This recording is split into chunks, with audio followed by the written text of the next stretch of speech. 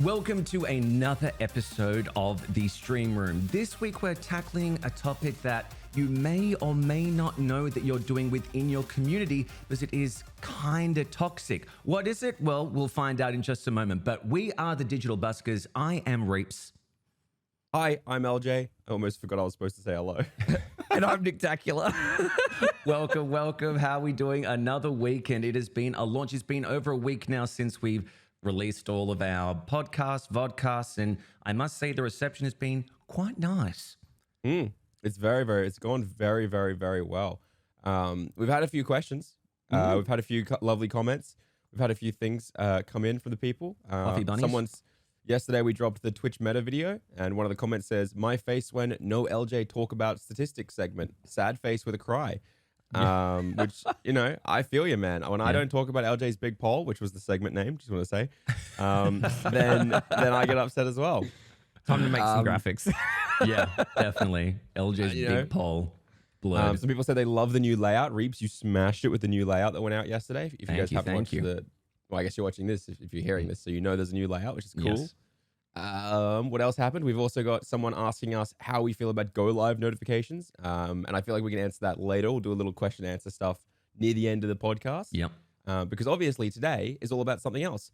But if you want your comments answered and you want us to like read out and do specifically give you feedback, then feel free to comment them on the videos, on the socials, on the Twitters, wherever it is, and we'll get through them all. And because we're a new channel, please consider liking and subscribing. And if you're going to go to bed, just chuck the podcast on. Yeah. I'm shameless. Just put it on. Yeah. You don't need to listen. I just want the retention rate. we can do ASMR whispers to you. We can do a whole podcast whispering. It's fine. Anything to get that. Oh, go lives. Wow.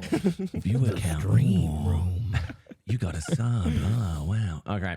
Moving on. Anyway, let's get into it. Hey, let's start out the way we always start out. Last week I picked on Nick, and the week before I picked on Nick, and the week before I picked on Nick. Pick on me. So this week I'm going to pick on Nick and say, Nick, how has your week been as a streamer? What have you been up to? I hope it was good. I was thinking about that the other day. I'm like, he always targets me first, and I have to think about it. It was some good things, bad things. The good things, we finally got to the end of an 8-month trilogy playthrough of Mass Effect, which was incredible. 8 months. 8 months. It was considered like there was a bit of time where I was playing it multiple times a week, and then there was some time when I was playing it like once a week. So it took some time, but it was an insane experience that I got to go through with so much of with my viewers as well, who were just like on that ride with me, like experiencing the game for the first time. So that was incredible. Nice. Ended up streaming till like, I think it was like 4 a.m. because we were doing like the whole final sequence because it went for like 9 hours. Yeah. It was rough, and then I had to go to work the next day. Love it. That's the streamer life, baby. That's the streamer life. My boss is a massive Mass Effect fan, so if I went to work and I would have had to tell her that I didn't finish it, I'm pretty sure she would have fired me.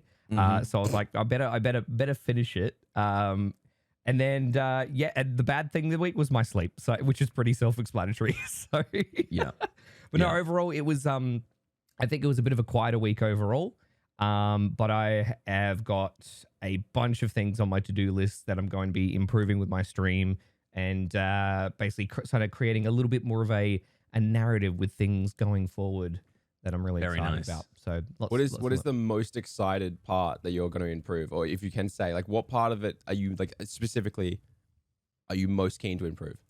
There is, I guess, having a bit more purposeful and engaging like content that we're actually doing on the stream, which I think is going to be a lot of fun. That's going to be exciting, and people are going to hopefully respond to really well with it, and going to do some visual upgrades as well, which is me. Hey, I love your new background, by the way. I love the spicy with the chili peppers. Thank you. I can't wait until, just a little heart with my face in it is up there as well. I'm expecting it soon. It's what I want, and I expect it. It's going to be the new, I can say this at least. We're going to have this as like the just chatting background, and I'm going to have like a little painting underneath the spicy screen that viewers can pick an image that's lovely. We were talking about this like a few weeks ago, weren't we? The green screen, add a little green screen background thing on screen for people, like Sandwich does. Reapz, how about you? How has your week been? Any successes, any failures? Oh, both successes and failures, really. I think it's nice to know when you're in a rut and when you're in a good place as well. So at the moment, I feel like I'm kind of treading water, which is never a good feeling, but you know, you go through it from time to time. I'm nearly 5 years into streaming and there's those moments, but I am looking to improve it. So this week I did a variety of games because I finished Mario Odyssey. Thank you so much for that. It was a lot of fun to do it. I still have to get those 500 moons to go to the other world. So I'll do that offline, and probably when I get 500 moons, I'll do it again online. But this week it was really good. I tried a new game called Not for Broadcast, which was a lot of fun. Oh, that's great. That is a wild love that game. one. It's crazy. I mean, let me say the retention rate was quite good for it. I must say, I was surprised that a lot of people were engaged in it. But in terms of new people coming in, not so much, which is always a bad thing. But I'm going to tell you, I did a mistake. I did one of the things that we talked about on this podcast in previous episodes, like the idiot that I was. And I'll tell you what happened. So I had a really good stream with the Not For Broadcast. I got rated by the lovely Granny and it felt great. There was lots of people in there, lots of followers. You know, you feel good. And then the next day I did the cardinal sin and I played a AAA title on release date. Now, what I should do is hit myself on the wrist and just walk out and go, am I truly a streamer, while looking into a body of water, you know, something very existential. But I dropped a lot in terms of playing that. Like, it was fine in the beginning, but then it dropped to a real low. I only looked at it afterwards. I don't look at viewer count, as we talked about during.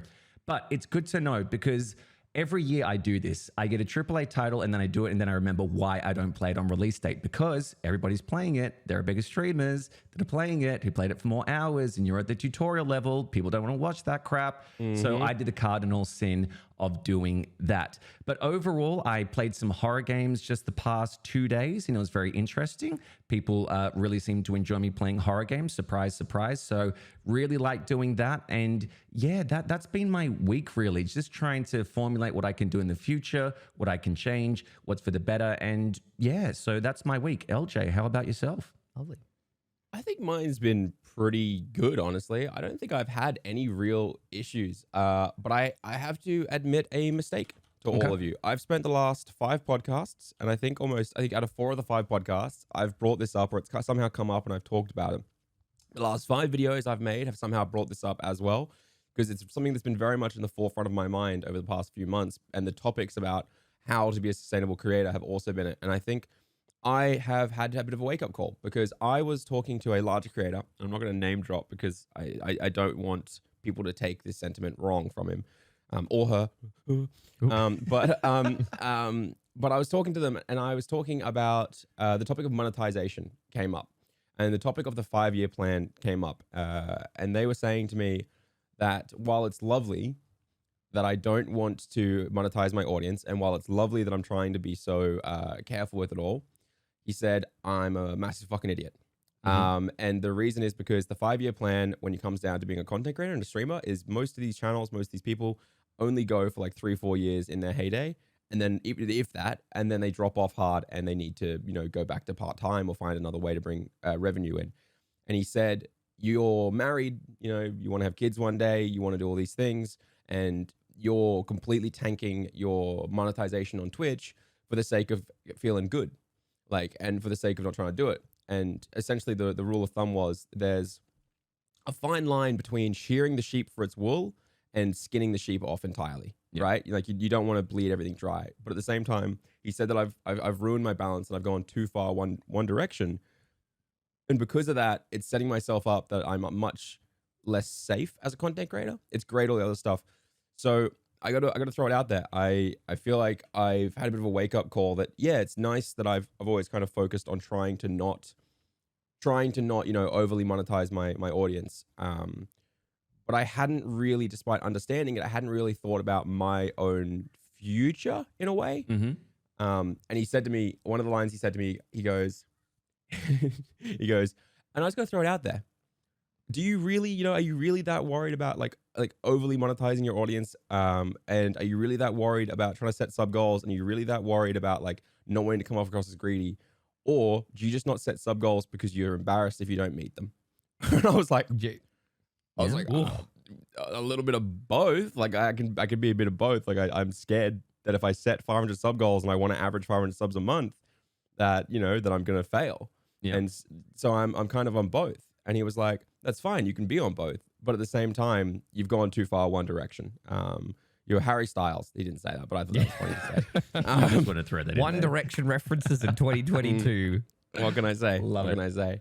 But I don't know. So I have to admit that I've been, and I think it's a really important thing that when educators, creators find that they've had their opinion changed or they realize their opinion was too strong, it's important to be flexible. It's important to be variable and to be able to take that on board. And it's something I feel like I've always been quite proud to say when I'm wrong. And I understand that my approach has been probably a little bit too far one side. And I also, talking to another creator as well, another one who's around my size, he doesn't have any other funnels. So all of his revenue doing this full time has to come from Twitch. And I think you guys are the same. And I was thinking about it like, well, you've still got jobs, and I was kind of like, well, you can do both. Like I'm being far too harsh on myself. And I don't know, it was an interesting fail to make when it's not really a fail. It's more just like a retrospective from someone larger who was able to open my eyes a little bit to a toxic trait almost that I was setting myself up for failure. Yeah. And the success, I've just, honestly, guys, I'm just having a good time. I'm just having a real good time. And this is the best thing about content creation these last 2 weeks. And I just told you guys before the podcast started, but 2 weeks ago, the extent of the content I was producing was I was putting 2 to 3 videos on Stream Scheme monthly. Any Stream Scheme watcher review is going to be like, oh yeah, sure it was, Mr. One video a month. Come on, man. Wow, they're calling you out. Dude, they do. Every time I reference, I'll see you guys next week, I get a comment being like, yeah, will we? Will we, Eljay? but yeah, I don't know. Like I was releasing 2 videos on Stream Scheme and I was streaming 4 days a week, right? And then over the last 2 weeks, it's gone from that to being like, I'm chatting and collaborating with offline and online so many new creators who I hadn't talked to before, like Shalaluluya, like you two, like Micromads, Ioana, all these people. And I'm releasing all these TikToks. I'm doing this podcast with you. I've got 2 videos on my gaming channel. I've got 2 videos on Stream Scheme. I'm doing community polls. My tweets are doing well. It's like the last 2 weeks, I've kind of slapped myself across the face and gone, hey, remember why you got into this? You remember why you got into this and how much you love creating content and how narcissistic you are that you want your face everywhere? Like, you just should enjoy this. Just do it. Push it, right? Who cares if your tweet doesn't perform? Just do another one and just be funny. Who cares if it doesn't meet your streamer audience? Tweet about something stupid. And it's just felt really good. And I'm going to give you my secret weapon. I go for an hour to an hour and a half walk every day now out in the beautiful sun, and I breathe the fresh air, and then I come back and all I can do is be positive, and I feel really good about making content. What's this outside that you speak of? I don't think Okay, so I found a guy and he sells shoes and they help you get outside. Get out of here. What? Which? Burn him. I was going to say I think it's such a thinking of that because yes, when I usually go through ruts and it's usually around wintertime when it's, cold, windy and people are sick and things like that. The best thing for me to do is to do exercise. And it's so hard because you have no energy. I know after a stream, I'm dead. I'm like, I don't want to freaking do anything. But this Sunday, after I did stream, I was like, nope, you know what? I'm just going to go to the gym. I'm not going to lift weights. I'm not going to do anything like that. I'm just going to go on the treadmill and walk. It was like raining. So I was like, I'm going to do that. And it was great. You know what I did? I listened to our podcast. Nice. While I was walking on the Excellent. treadmill. And it felt great. It was just like, yep, my mind was clear. I had so many ideas. By the way, boys, I would like to issue a challenge to each of you. I did this for my YouTube video literally the other day. You know Akinator, which is the online genie that can tell you within a certain amount of questions who the celebrity is. I would like to challenge both of you to a speed run. So we get the name of a celebrity and we have to get there as fast as we can to find this celebrity on Akinator or within the least amount of questions asked by Akinator himself. So that's the challenge I'm going to put out there for you all. But in terms of exercise, back to what we were originally talking about, it helps so much. This is a very sedentary job. You know what I mean? You are just sitting here, you do some things, obviously, but it really is you're in your own brain. So to get out there, clear your mind, and then come back, you are so much more rewarded, I feel. 100%. Yeah. 100%. It's wild. Also, just being in like a 20-minute call with some other streamers and some other mates and having a laugh is like so re-energizing. Like every time we do this podcast, I walk away from it and it's not like I'm inspired or I'm not motivated. It's just I feel like the cobwebs are gone because I've actually had a conversation. You know what I mean? I've been talking to other creators who are in the same position as me, and I don't feel alone. That's the thing. I think that what you just said, I think is so important. Like, so many people doing this almost feel like they're alone in their struggles, and like no one's talking to each other enough. Yeah. What a segue, you beautiful bastard. Hey, I'll let you in. Go on, say it. The toxic trait that we may or may not know that we're doing. I got to give it to Nick. He did such a good segue into feeling alone. And what do the people do when they're alone? They make friends. And I'll tell you what, they don't make them with streamers. That's the rules. We aren't your friend. I ruined the segue by that, but I'm happy. I just wanted to point out how good it was. Now we come down to the crux of it. I like it. You were just amazed. I've left him in awe. I am. But no, sorry. Sorry. I'm just throwing myself because I ruined your own segue. Let's talk parasocial. Let's talk friends with streamers. Let's discuss it. And honestly, I think the best way to start this whole thing is by saying context is crucial. Everything we're going to talk about in today's episode, discussing parasocial relationships, streamers encouraging parasocial relationships for their monetary gain, for their viewership gain, or streamers going completely the opposite end, like I do, and being like, I'm not your friend, you know, like that. It's all very contextual, okay? And everyone has a different vibe. Everyone has a different approach to these things. But there are some lines in the sand that every streamer has to draw. Now, I think drawing the line in the sand as a streamer is something you do very early on. Like for me, I've said before, I drew a line in the sand that said, I will not personally DM with my viewers unless it's something like crucial has come up or something needs to happen for moderation, right? Yep. Because I'm not going to like play games with them offline unless it's a public community event kind of thing. And I always did this because I wanted to draw a line in the sand that said, I'm not your friend and you're not watching me because I am your friend. I want you to watch me because you're entertained by it, or because you like the community, or because you think I'm funny, or because you've got nothing better to watch. And like, that's fine, right? But what is the line in the sand for you guys? Where do you draw the line on community members trying to, you know, DM you, trying to overstep and become friends, or things like that? For me, it's when it falls outside of streaming. When it's a personal question, when it's a situation. If you message me and say, yo, just wondering what type of tech you use or something along those lines, I really think you would enjoy playing this game on stream, that's fine with me. But when it's the fact of like, even in stream, when people ask you about like, what's your relationship status? What's this, that? Like, it becomes very, I'm not here to do that or to be that. I'm literally here as entertainment, hopefully something that will distract you for a bit, as we've said many times. But when it comes into who is the person behind what I see on screen, that's when I draw the line. Yeah. That's interesting, because I feel like that's the hard part, right? Is that people really want to know more personally about a streamer because they feel so connected to it. It being the streamer, and it's a very tough one, right? Because if someone said to me, "Oh, you know, are you single?" I go, "No, I'm married." But that's on stream, right? And it can kind of become part of the content. But it's when they get too invested in it, it's a little bit weird for me. Like, one of the things that Claire and I have had to deal with is, as Aussies, all three of us can agree, Aussies love to have some banter with each other, right? Yep. The closer you are with someone, the more you can kind of roast each other. And Claire and I have some really fun banter. She'll roast me and I'll roast her, right? And we'll do it live on stream and stuff like that. And so, for example, this was years ago. This was like one of my first 6 months of streaming. Claire came on, and it was her first time on. And we were both just you know, joking around, stuff like that. And we were talking about GeoGuessr. And she guessed the place really well. And she said, I'm a geology expert, just misspoke. And I was just making fun of her, being like, geology? Yeah, you're a geology expert? All right, you idiot. And she was laughing along with it. But then a few people got really upset. They were like, don't make fun of her.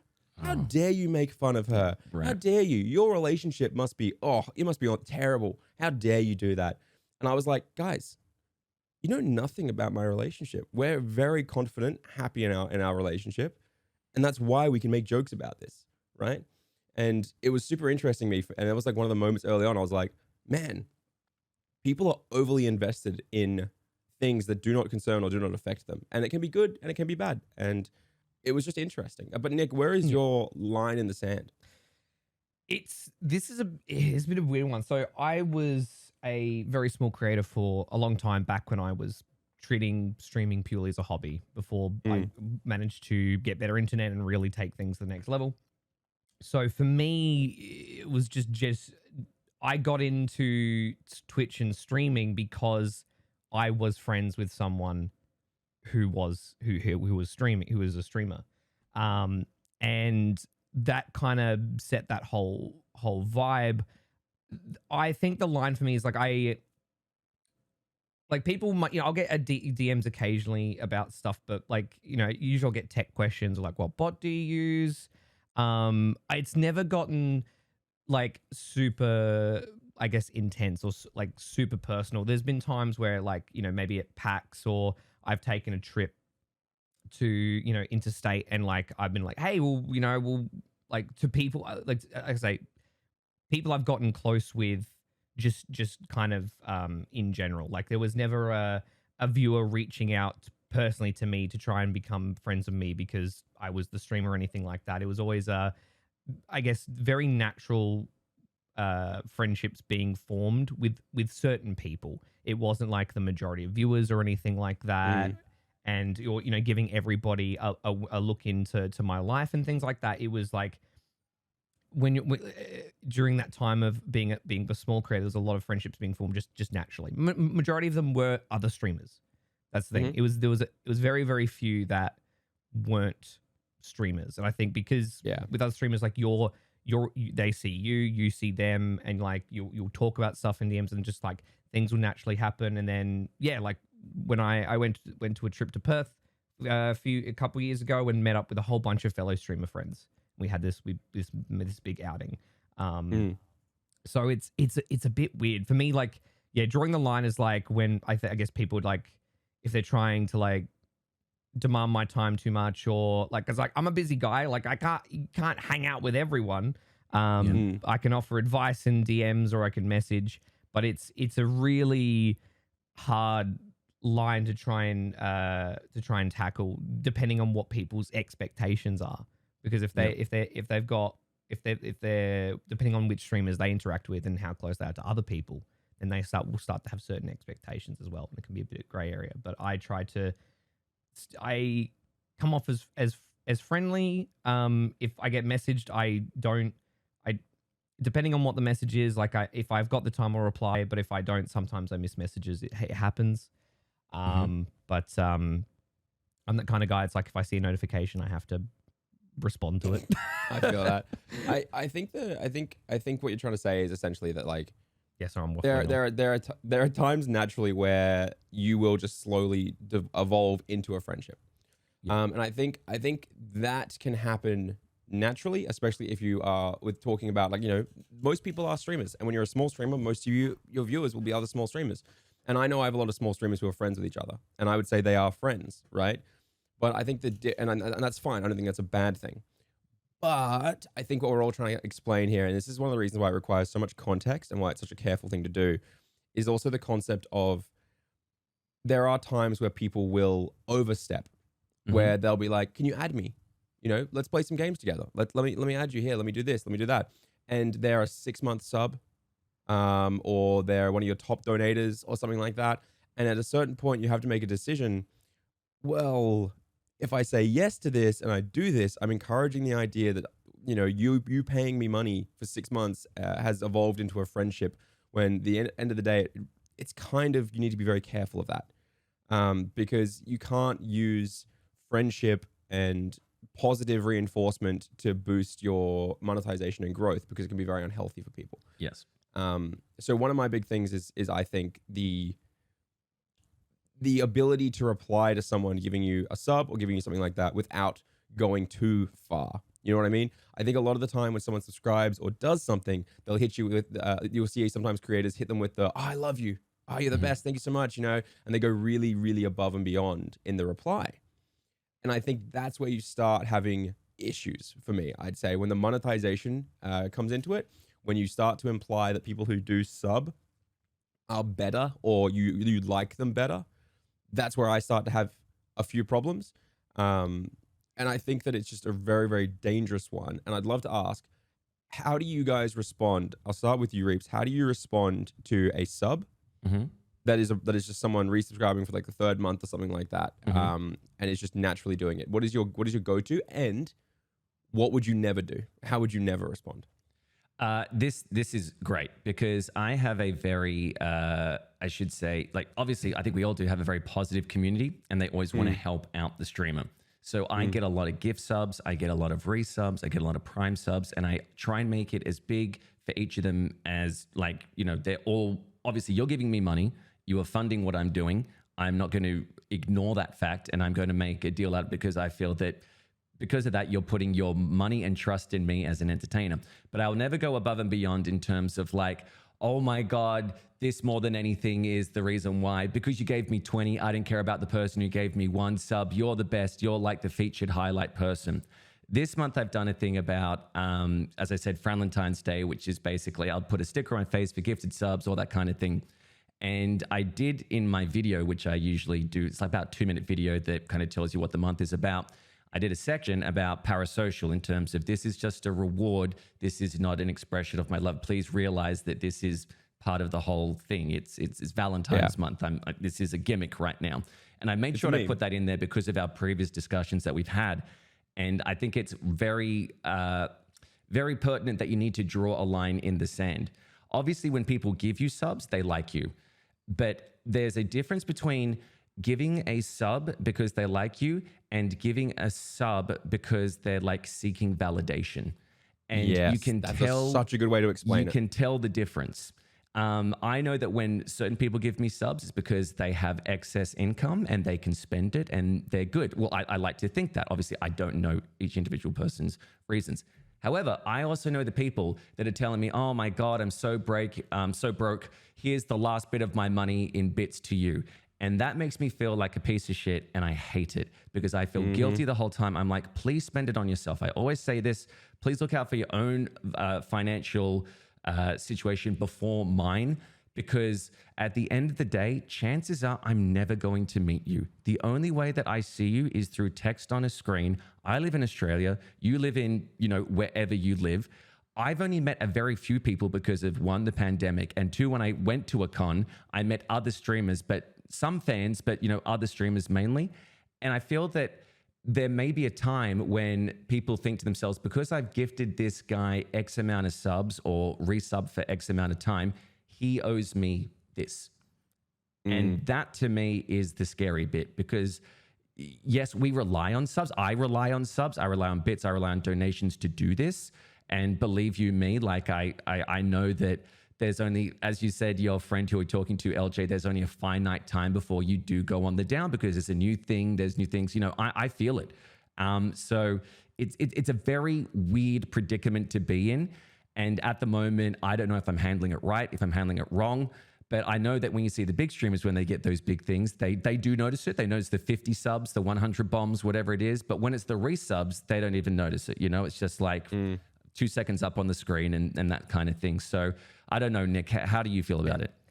I try to treat, like, I think, you know, when there's a bigger gift sub bomb, it will definitely sort of take you, I guess, more by surprise, going like, what the heck? What the heck? You crazy. But I always try to be, I pretty much always will say, thank you so much. I appreciate the support. And then if it's like a long-term like resub as well, I'll be like, thank you so much for the continued support. It means a lot. And that, like, I keep it to that kind of similar language. Like I don't go like, oh my God, you are the love. Like, thank you so much. Like, I have so much love for you. Oh my God, this sub just validates me so deeply. But yeah, so I don't go that route. But like, yeah, and so that's what I'll do for, like, you know, if it's like a gift sub, or, you know, like that's probably, even like donations as well. Like and if someone drops like a 20 gift bomb or something, I'll be like, you're crazy. What are you doing? And I'll do a gag where I have my Windows error pop-ups or something like that. Yeah. And then, but yeah, then it'll go back to a similar thing. Like, thank you so much. And then, you know, I'll go say, hey guys, maybe, you know, like even if it's like if it's a single gift sub or resub, I'll be like, guys, there's some love in the chat for that person, you know. But like some like heart emote, like the love emotes and stuff like that. But not that's kind of the extent of how we go, because I guess you don't want to oh god, what's the word? What brain working? But like you don't want to like over glorify it, basically. Yeah. Which is tough, right? Because as we were talking about earlier, there's the fine line between creating an environment where people don't want to support you because they don't feel like it, they don't feel appreciated, and there's also the fine line of you don't want to encourage people to spend all their money. And I think that's one of the parts that makes it very difficult to be a streamer. And I think the money side of things is a lot more clear-cut example of parasocial relationships, because it's much easier to say, yeah, if you are pretending or encouraging people to spend their money on you and you're pretending like you're their friend when they do it, that is a lot more toxic, right? That's more of a clear-cut, easy thing. I think the hard part to contextualize and the hard part to discuss is the fact that you can naturally become friends with people. Like, you know what I mean? Like in my community, I am friends with my mods, I would say. I am friends with, I think, 2 of my founders, I would say, these days. They've been watching me for 22 months, and it's very much slowly happened over time. And I think like the first way it actually became friends was we were all just playing community public games, right? We were playing late night community public games, and then everyone else left, and it was just me, one of the mods, and then 2 of the founders, and we just kept playing.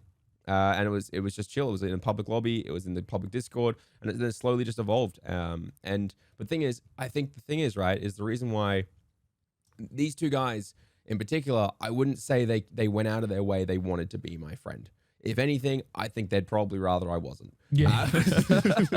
It's only a joke. Don't worry.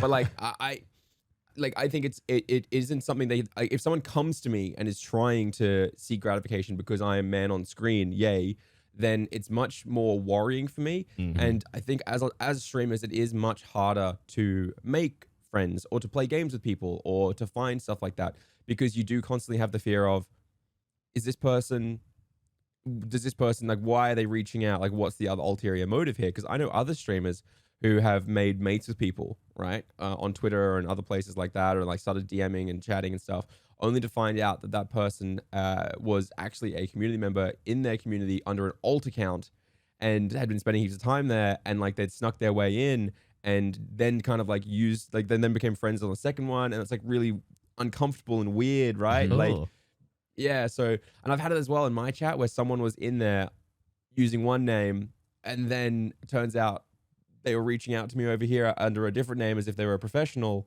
And it was like, oh, this is really uncomfortable. Yeah. And so I think there are times like that where people overstep or get a little weird. And the toughest part about it is that I think people try and act like parasocial is any kind of friendliness. And then on the complete opposite spectrum, people try and act like there's no such thing as parasocial.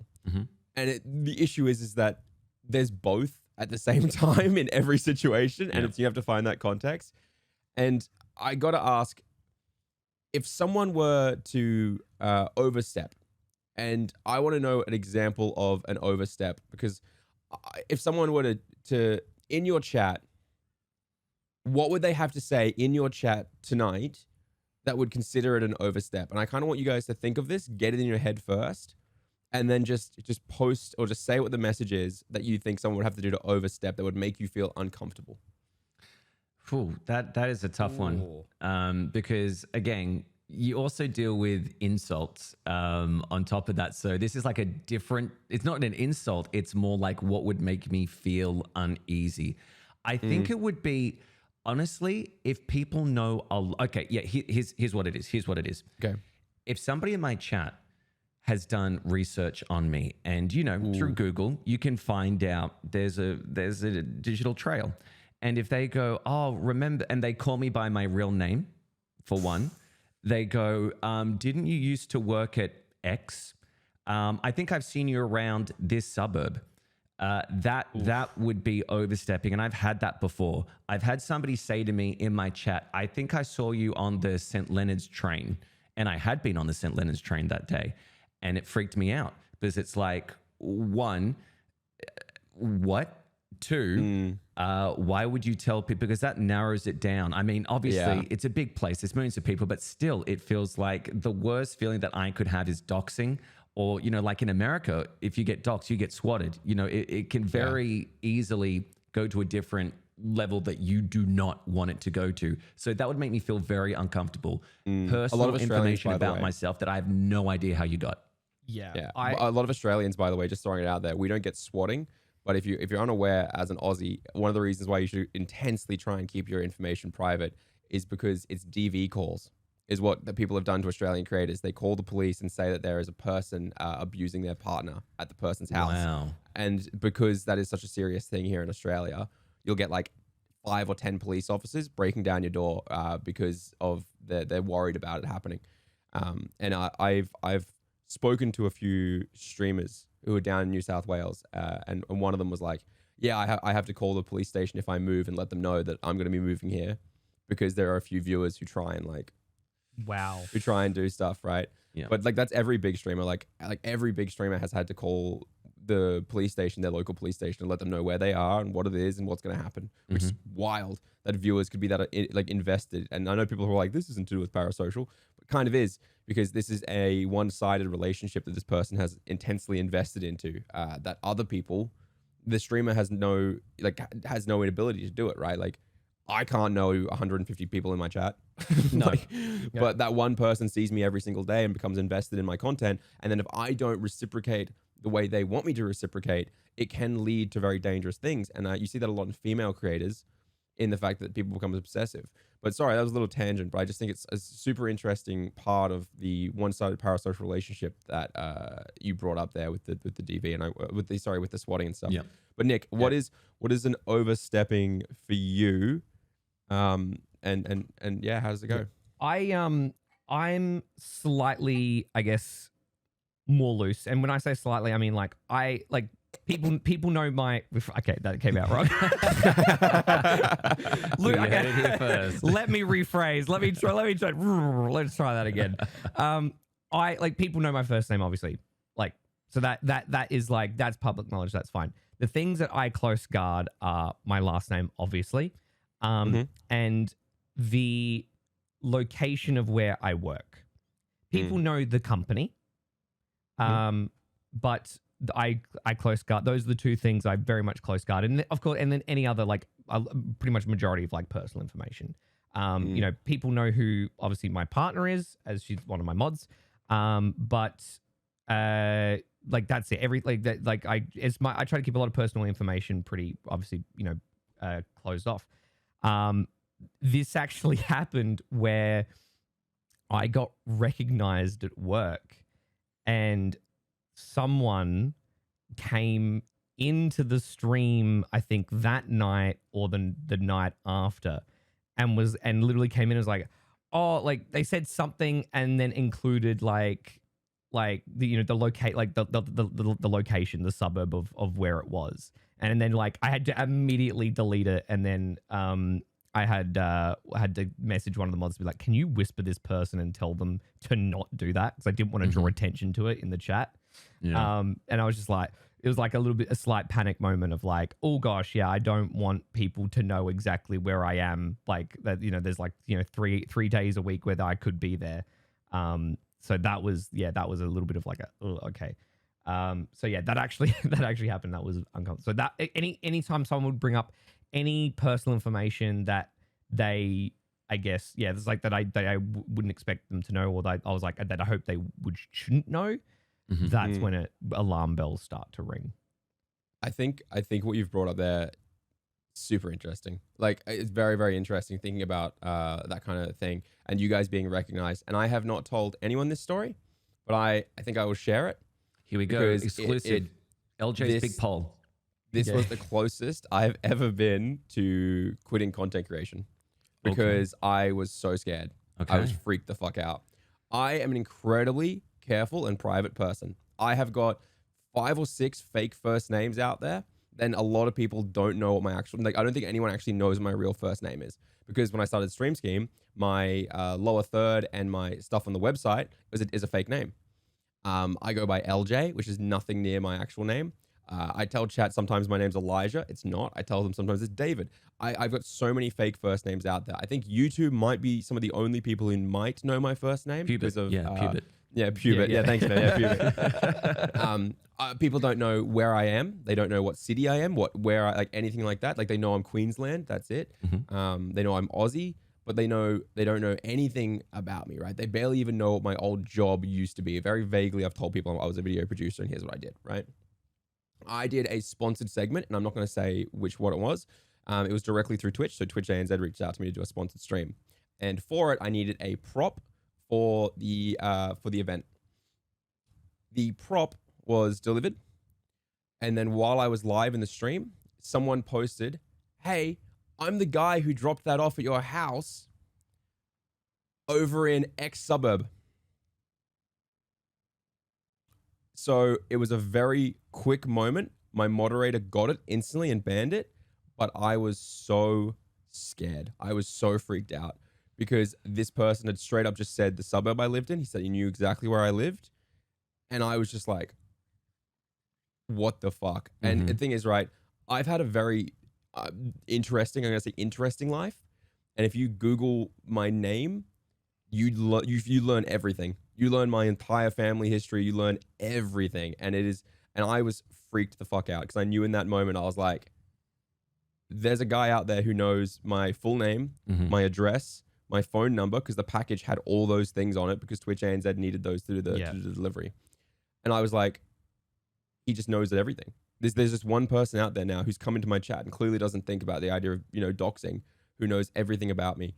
And I was so worried because I was like, man, if this person decided that the ban that my mod did was overly harsh or something like that, he could just drop everything. He could just leak everything he wanted, and I can't do anything to stop him. Yeah. Thankfully, the guy didn't. But man, that was terrifying. And that's always another one of the reasons why I've done my best to separate myself from my audience and not become friends with them and not share all that overly personal information and stuff like that. Because at the end of the day, as I said, one Google and you will find out everything, every house I've lived in, everything, like it's all there. I'm not like, it's not a criminal record. I've just done a lot of online content and a lot of online stuff. Yeah. But it's scary, man, to put yourself out there. And I didn't expect the conversation about sharing personal information and parasocial stuff to follow this route. It's not something I've ever thought of, but I think it is pretty heavily connected to the idea of avoiding doxing, avoiding these kind of issues, and the tricky balance of not upsetting someone who's become invested on one side about you that you don't know anything about, and then seeing them turn around and target you. You've got to wonder, which can absolutely happen. Yeah, you've got to wonder if there is that sweet spot, because obviously we're all doing this for a reason. You want to be successful in content creation. You want to make it viable. You want to get a monetary income. But the more that you raise in celebrity status, let's say, I'm doing that with inverted commas for people who are listening online, you do run the risk of more people being infatuated with you, wanting to know more about you as a person. And we know Twitter is one of those avenues where people can anonymously just post something and people pick up on it, and then it becomes public knowledge, and you see people moving. Like XQC's moved how many times since he became the biggest streamer on Twitch? Because he kept getting raided. He kept people coming to his house. He couldn't sleep. You hear about, there's a guy called over at Rooster Teeth. It was Gavin something. He's one of the slow guys. Free. Yeah, Gavin Free, that was horrific. Yeah. And an intruder came into his house, and they had to hide in the wardrobe until the police came. Like, this is an internet celebrity who nobody would know about. I would say most of the people know movie stars, singers, that type of thing. But there is this world, because people use the internet to find these things, and they're on the internet, that they've got a lot more means of whatever, Google and other avenues to search for you, and they will know a lot more about you than those who are just like, oh, I love Jeremy Renner, for instance. I only say Jeremy Renner because he released his own app called the Jeremy Renner. Yeah, you're a part of it. You're a tier 3 All I'm sub. saying is that I'm his #1 fan, and he's going to respond to me one day. But yeah, I think that's I think if anyone is listening to this, and I feel like there might be people who listen to this who go, this is doxing, this is different to being parasocial. But I want to make it very clear that the Gavin Free example is an incredibly poignant example of how they're very closely connected. because the individual involved was very infatuated with his partner, Meg Turney, and believed that Meg should be with him, I believe it was, and believed that Gavin wasn't worthy of Meg. And that is the reason why he broke into their home and did all of those things, which is an incredibly dark topic to bring up. But I think it's important to point out, if you do encourage the infatuation and you do push the infatuation for your own monetary growth and for your own viewership growth, and you do encourage this idea of friendship and stuff like that, then there are individuals who will go too far and who will do, obviously not to the extent that happened to them, but they will go too far and they will often react badly. And I think a lot of female streamers particularly get to have to deal with this a lot, of people being demanding in the DMs or people pushing for certain behaviors or certain requests and stuff like that. And I think the only way to solve it is to draw the line and hold people back, which I think, sadly, I know it sucks, but sadly it hurts your growth. Like at the end of the day, it does, because they use Twitch as a way to find connection when they are lonely. And that's why the pandemic blew Twitch up.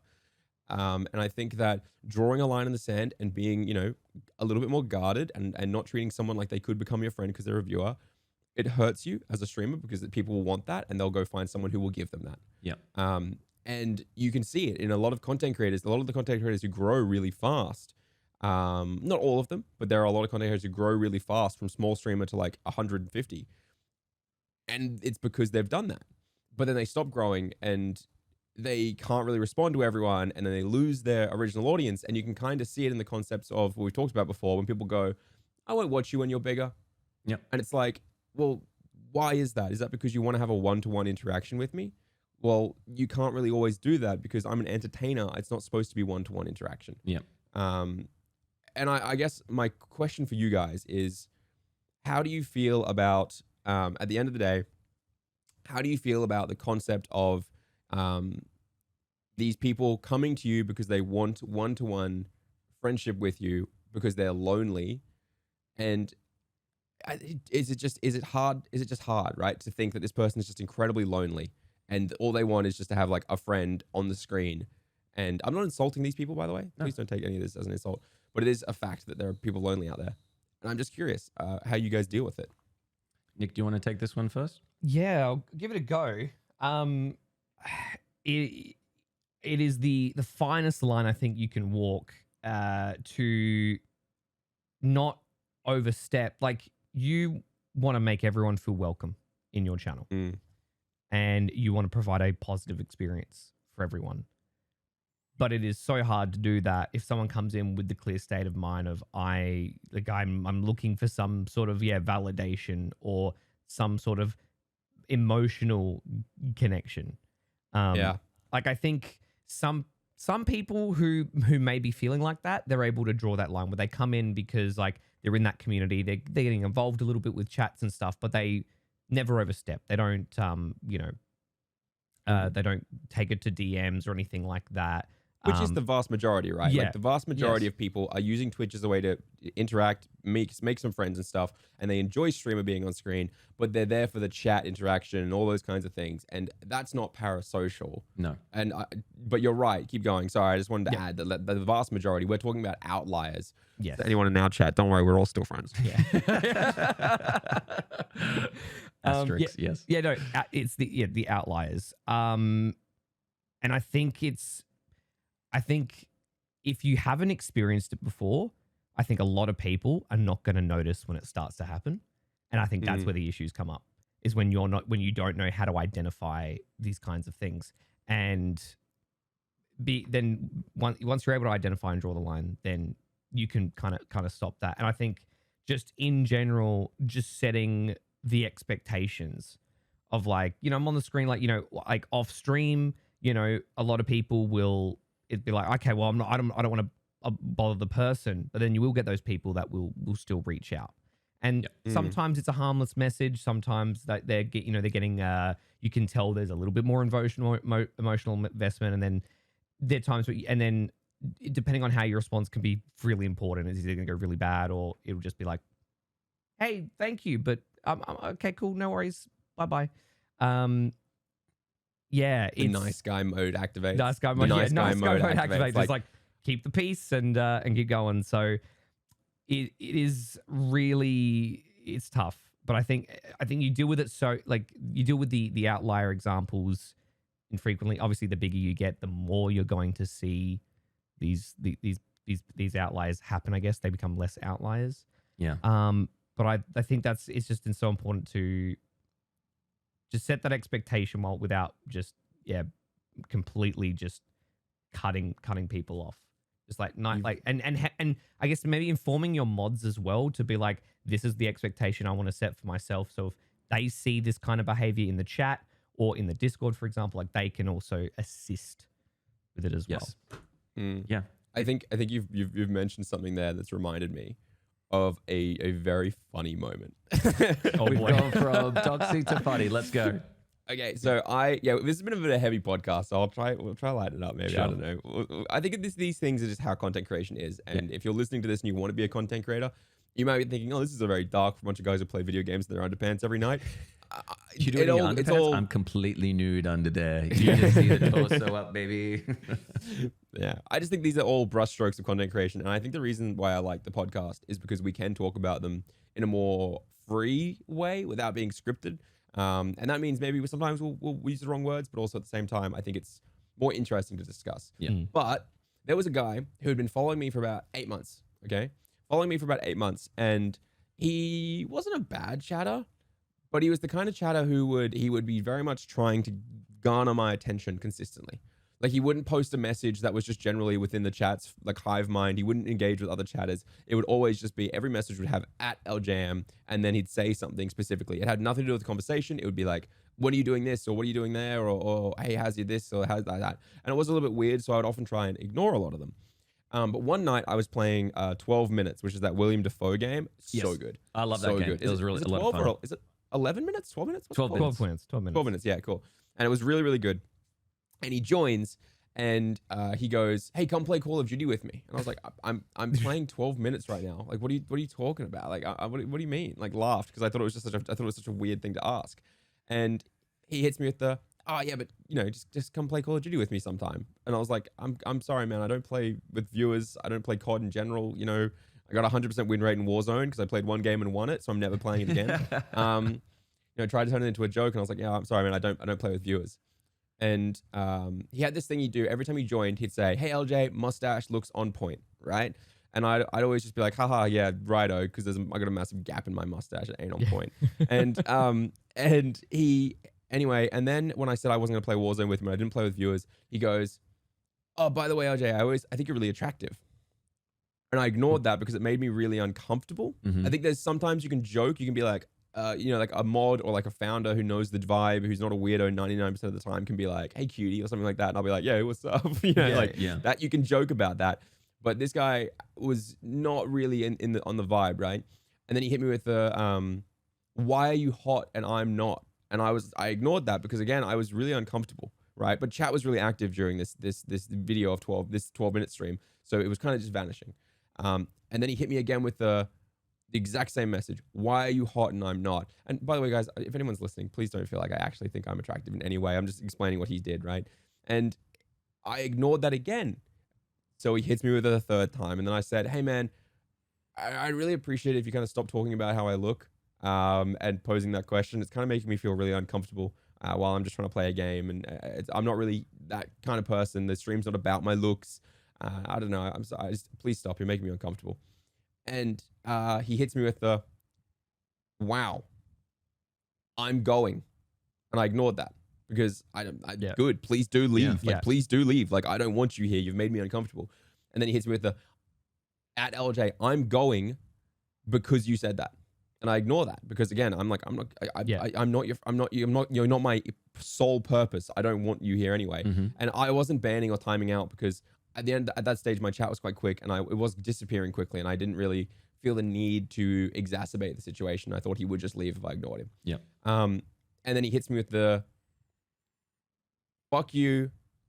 I'm unfollowing. Your mustache is shit.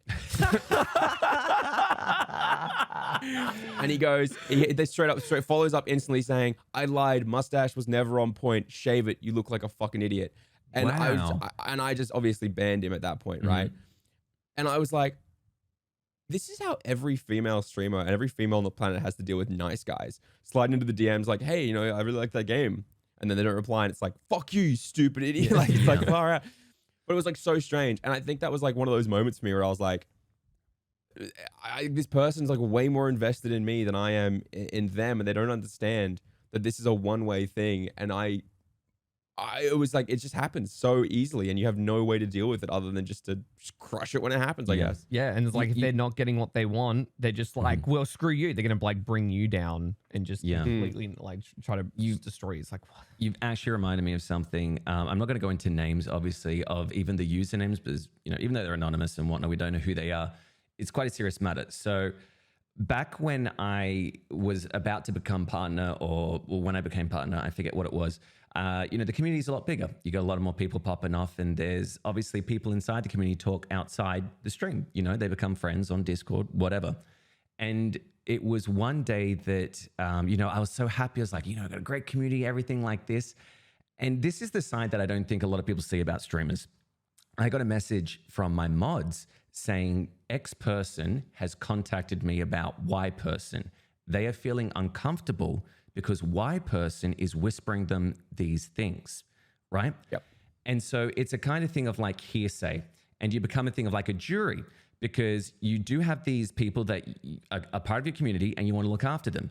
And there's two sides to each story, and you're like, you know, I never thought in my wildest, you know, dreams that I would have to be looking after a serious matter such as this, because it was quite sexual in terms of this person was this age, this person was this age. And it's like, when does it become a matter for the authorities, even though it is just over text, and what can I do? So the only thing that we could think of at the time was, one, to ban the person who is messaging these people and tell them why. To let them know that we know what's going on. And if you continue in this manner, obviously we do have these avenues to take.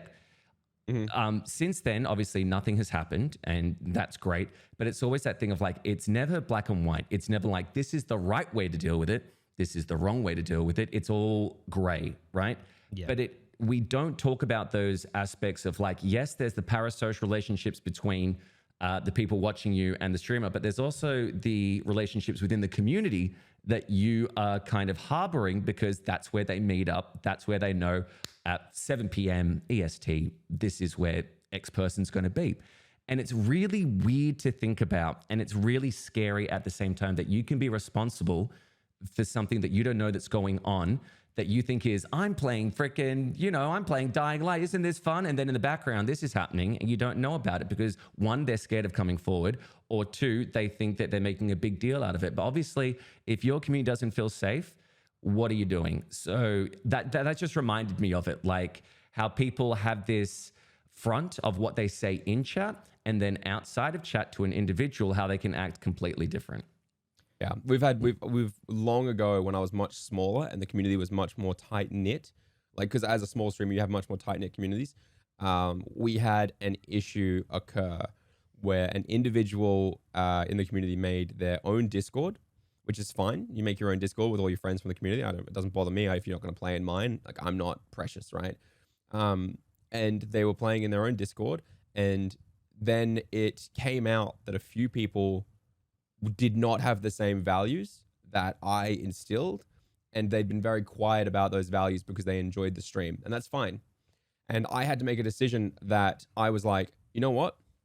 Like, essentially, I'm incredibly LGBTQIA plus positive, and one of the people who had joined over into the other Discord, I guess they felt more comfortable and safe in the other Discord to talk about things that, you know, I don't personally, if I see anything going against, you know, being supportive or an ally, or even just using words that are slurs in terms of mental health and stuff like that, I'm quite protective of my community. And one of them over there felt much more safe, I guess, to talk in the other one, and was saying some very transphobic things. And I found out about it, and I had to sit down with my mods and say, look, we have to remove this person from the community, despite the fact that technically they didn't break our rules in our places, but it's still important. I don't want to harbor or allow that to happen here. I've got trans people in my community who are incredibly kind, lovely people, and I don't want them being exposed to that.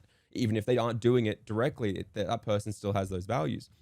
And around the same time, the person who made the other Discord also started to get very cliquey and started excluding community members or being like, oh, this one's a cool community member. They can join my Discord as well. The cool OG club. And it was because I was growing so quickly. They started gatekeeping who the community was. And I had to step in and be like, hey guys, just a heads up, that's not on. Yeah. And it kept going. And this might be too far to say, but I'll say it. One of them ended up getting a tattoo of one of my emotes on their foot. And I was like, you should not do that. Do not do that. Yeah. And they got it. And I was like 50 viewers, dude. I was not a big streamer. I was not, anything. I wasn't friends with any of these people. I've always been very, very strict about me not being friends with any of these people.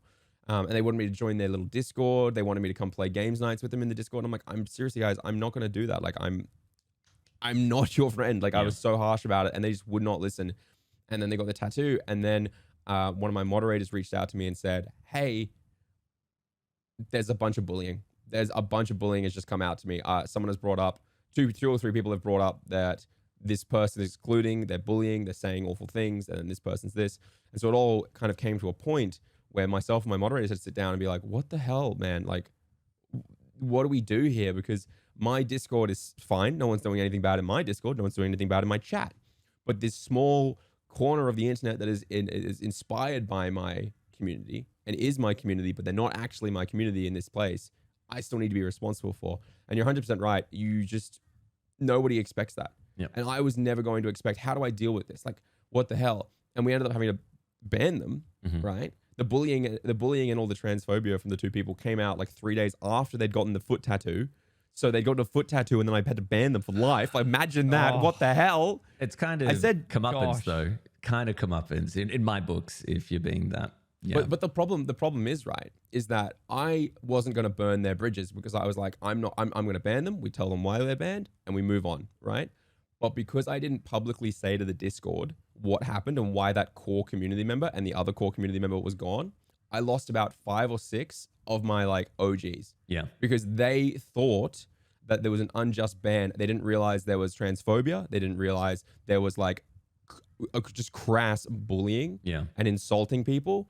And they didn't see any of that. And I wasn't going to do that to them, right? I'm not that person. I don't go up on stage and go, attention everybody, just want to let you all know this person's done this terrible thing. It's not my responsibility to drag someone down. Yeah. You're not here to put it on a big public stage. You just want to deal with it and then move on. And the only reason I'm talking about this now is a year ago, and I'm not going to name names and all that stuff. Yeah. It's like, and they're not going to listen to this. But essentially, like, I didn't name all of that stuff, and then I lost like some of the funniest, entertaining chatters, and they just completely left. And a few of them have dropped back in, but like, it was such a strange experience for me because I ended up feeling like I had really fucked up my stream's community by taking these actions.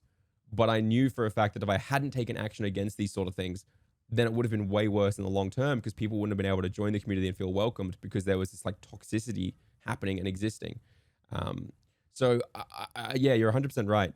Your community can also have these interpersonal relationships that you need to be aware of. Yeah. And I think that's why last week when we talked about moderation, why it's such a powerful thing as well, because to me, I always look at it as I can't be in these little community what's it called? Cliques. Cliques, that's it. Yeah. I can't be in these little community cliques because I'm, as I said, I'm not going to encourage that. But my moderators, they can be friends with my community members. Yeah. They can easily be a part of that. And that was the reason why we discovered these people were doing things that broke our values. And it was because he was in, like, my moderators were in there and they saw it happen and said, nah, we're not doing this. It's very tricky to balance all of the personal relationships and the interpersonal relationships with your community. And I didn't expect it. You're right. You just don't, as a streamer, you don't go into this thinking this is what's going to happen. Yeah.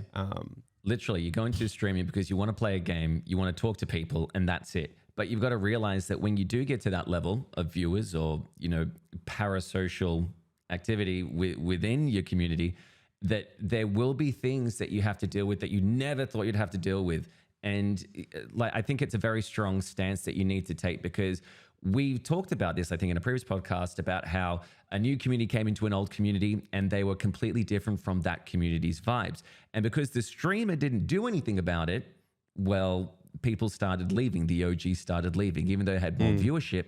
But then other things went down, and it really is that tact of where do you draw the line in the sand? Where do you stand, and how do you want people to be greeted when they come into your chat? And I'm going through that now in terms of we've talked about this, obviously, that I'm going to be calling people up more on saying this, that, and the other, and how they communicate. And I can feel that shift. Like, I feel like I'm kind of not starting anew, but like building a different foundation for my stream at the moment, which is exciting and terrifying at the same time. But it's so much better because no more is it like Among Us and here's some random thing that relates nothing to what you're talking about. Like, it actually, I can follow what's going on in the chat now. So yeah, it's surprising to hear that seems to be quite common. Like, as you said, you were 50 viewers. I was about the same when this happened to me. It really is weird, all these different pockets of streaming and what you have to attest to that you never thought. Usually you just think about, what am I going to upgrade? Am I going to get a new camera? Am I going to, it's not, it's so much more than that. Yeah. It just boggles your mind. Like, I think it eventually would happen to everyone, where there's an issue that's going to arise and you have to figure out how to deal with it. But that's why you have a moderation team to talk together as a little group and be like, what is the best course of action to deal with this? I've had a similar type of issue to what we discussed as well, where I had a viewer. There was no underage or anything like that, but there was a viewer who was essentially sliding into DMs of some other women. Really sorry about that, by the way. Yeah, Eljay. I mean, it is Valentine's I didn't want to Day, name names. I didn't want to name names, but It's not actually me, by the way. I'm just trying to keep the podcast light because I know I've gone some dark topics today. Yeah. But yeah, and it happened. More than like it was a stern talking to privately message the person. And then it continued to happen again, where basically this person barely showed up in the channel, but every time he did, he was clearly drunk and admitting that he was completely, utterly drunk. Oh, yeah. And then engaging in like this kind of behavior. And after the second time, and he would continue to like it was like, oh, there's another girl here that who's responding to me in the chat. I'm going to slide into the DMs, and I just had to be. I'm like, I'm sorry, you're like, I'm removing. Yeah, basically, you're gone. I'm not. The only Twitch chat I will go to when I'm drunk is my moderator, Cheeseman's. And the first thing I will do when I'm there is I'll try and rhino bait him. Now, okay. Reapz knows what rhino baiting is. Okay, it's a real thing. Yes. Nick, you've got to guess what rhino hold on. baiting Okay, is. what? Hold on. Nick, I'll send it to you. I'll send you a link. Hold on, let me find you. Do I have you on Discord? No, I've only got you in the Streamer Anonymous one. Here you go. I'll put it in general, and you'll be like rhino baiting. Okay, do I have to guess beforehand what rhino baiting is?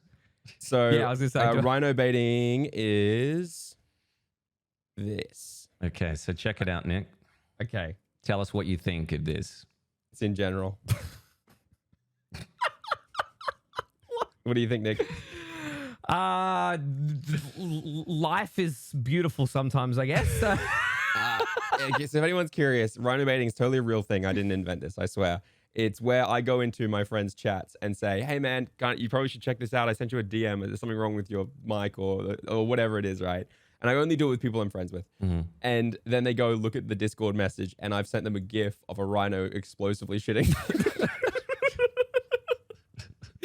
And it's always a good time. And one night, the night I invented, the night I found out about this, I did it to my mod Cheeseman 6 times, and it was the funniest thing ever. He kept falling for it over and over and over, like 6 times in a row. And by the final time, he was like, I know it's going to be it. I know it's going to be it. And he clicked it. And the way I was getting him was, I made you some BTTV emotes, and I was actually sliding a BTTV emote in between each of the rhino baits. Right.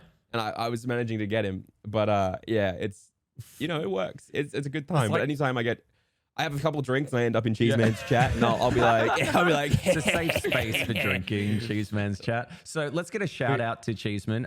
What's the address people can go to when they're drunk? Go to twitch.tv/CHRESMAN. So it's not even Cheeseman. It's just how we pronounce it. It's actually spelled Kresman. Mm-hmm. Kresman. It's actually spelled Kresman. Yes, and if you go there, you'll find a very talented small streamer who loves rhino baiting. Loves it. Honestly, I've never seen a man love rhino baiting so much. But yeah, It's like the modern day he's a good Rickroll. egg. Like, hey LJ, one day if you ever like if you retire from Stream Scheme, can you just like do the most clickbait thing possible and then just have that GIF as like the video? Just That's your way bait out. You're like the entire it. like. I wish clickbait doesn't work for me anymore. I don't know. I don't know. I made a video called "I almost quit my 100,000 sub YouTube channel," and that is like such a good clickbait title. No one cared. Yeah. And I was like, fuck you then. All right. He's fine. still going. Clearly, you know what cares? You realize soon that, like, talking about community, the communities more care about the other members of the community. Like, I type in my Discord announcements and it goes to like 300 plus people. And then I do, send all. And then the next time I do one, it's like down to 241. And I'm like, they don't give a shit what I say. They don't want to know about me. They want to know about the people. That's not them muting it, by the way. Just to clarify. I know. I'm playing silly buggers. But what I should say is that this podcast and vodcast is going out on Valentine's Day. So although we've talked about a very dark subject matter at times when it comes to parasocial, I would also like to take the time right now to say happy Valentine's to all those people who are out there, who are single, who are in a relationship or anything else like that, because I know that through this community as well and through streaming, there's a very positive thing that's happened, and that is members of my community actually meeting up and getting into relationships, like actually dating. And it's crazy. Like, it's like I was responsible for you two meeting online, yet they met through my community. I'm not going to name names because I haven't asked them if I can mention this. Nick. Yeah, it's Nick and Eljay. Hold on, which side am I on, Nick? each other. It was through that. I'm over this way on my webcam. I think Nick's over here. So Nick, wait. gonna. Yeah. That's the right way, Nick. And then just slowly reach in. No, the other way, Nick. Other way, Nick. Other way. Other way. No, turn the other way. We're Give one really to serious editing. I'm sorry. I'll give one to Reapz as well. Okay, hold on. Wait, I'm this side. Yeah. You're the other. There we go. There you go. Perfect. Yeah, Done. Perfect. The dream is real. Yeah. I was gonna say something. You brought up. I want to end on something a bit more positive, and we talked about clickbait for a second there. Unless you're still going about the marriage thing. If you are, sorry, I didn't mean to cut you off. No. But I wanted to talk a little bit about the clickbait thing because we've had one of our first questions asked, and it said it's from VBS Blackout. What was the name? Sorry. Oh, I got a hair in my mouth, team. I can't get it out. Oh yeah, I told you not to kiss. Stop kissing. kissing monkeys, LJ. Come on. I mean, I just kissed you, so Shit, that backfired. It's from VVS Blackout, who I actually know VVS a bit. He's a commenter over on Stream Scheme as well. Very active. And he said, for LJ, I laughed my ass off at I clickbait the shit out of my go lives, because it's true. I do clickbait the crap out of my go lives, and they work. I get like 150 clicks on them. And he goes, I remember seeing your go live videos on Stream Scheme ages ago, but I have to ask, are go live notifications just as important as titles now? Is the stance on them they are still the same, or do you have a different outlook? Great podcast, by the way. Reapz, you look really cute in that shirt. I'm adding the end bit. I'm adding the end bit. This is super interesting for me. So I wanted to give it some time and get your thoughts on it. So we've talked as a group about the go live notifications offline before, because I got really intensely obsessed with go live notifications about November of last year. Okay. And I completely rebuilt how I do my go live notifications and tested out all these different things. And I asked you guys how you do yours, what your stats are. Maybe it was actually, this might be before I met you, Nick. And this is Reapz I talked to about, and I asked for the stuff.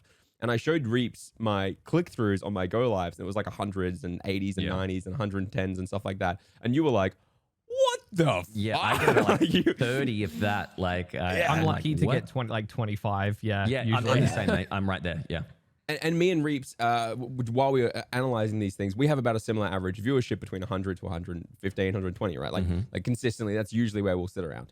I was rebuilding how I do go lives, and I was asking all these content creators, and every single one of them was saying to me, LJ, what the hell? All of our clicks are like 20 to 30, 50 maybe max, and you're getting like 140.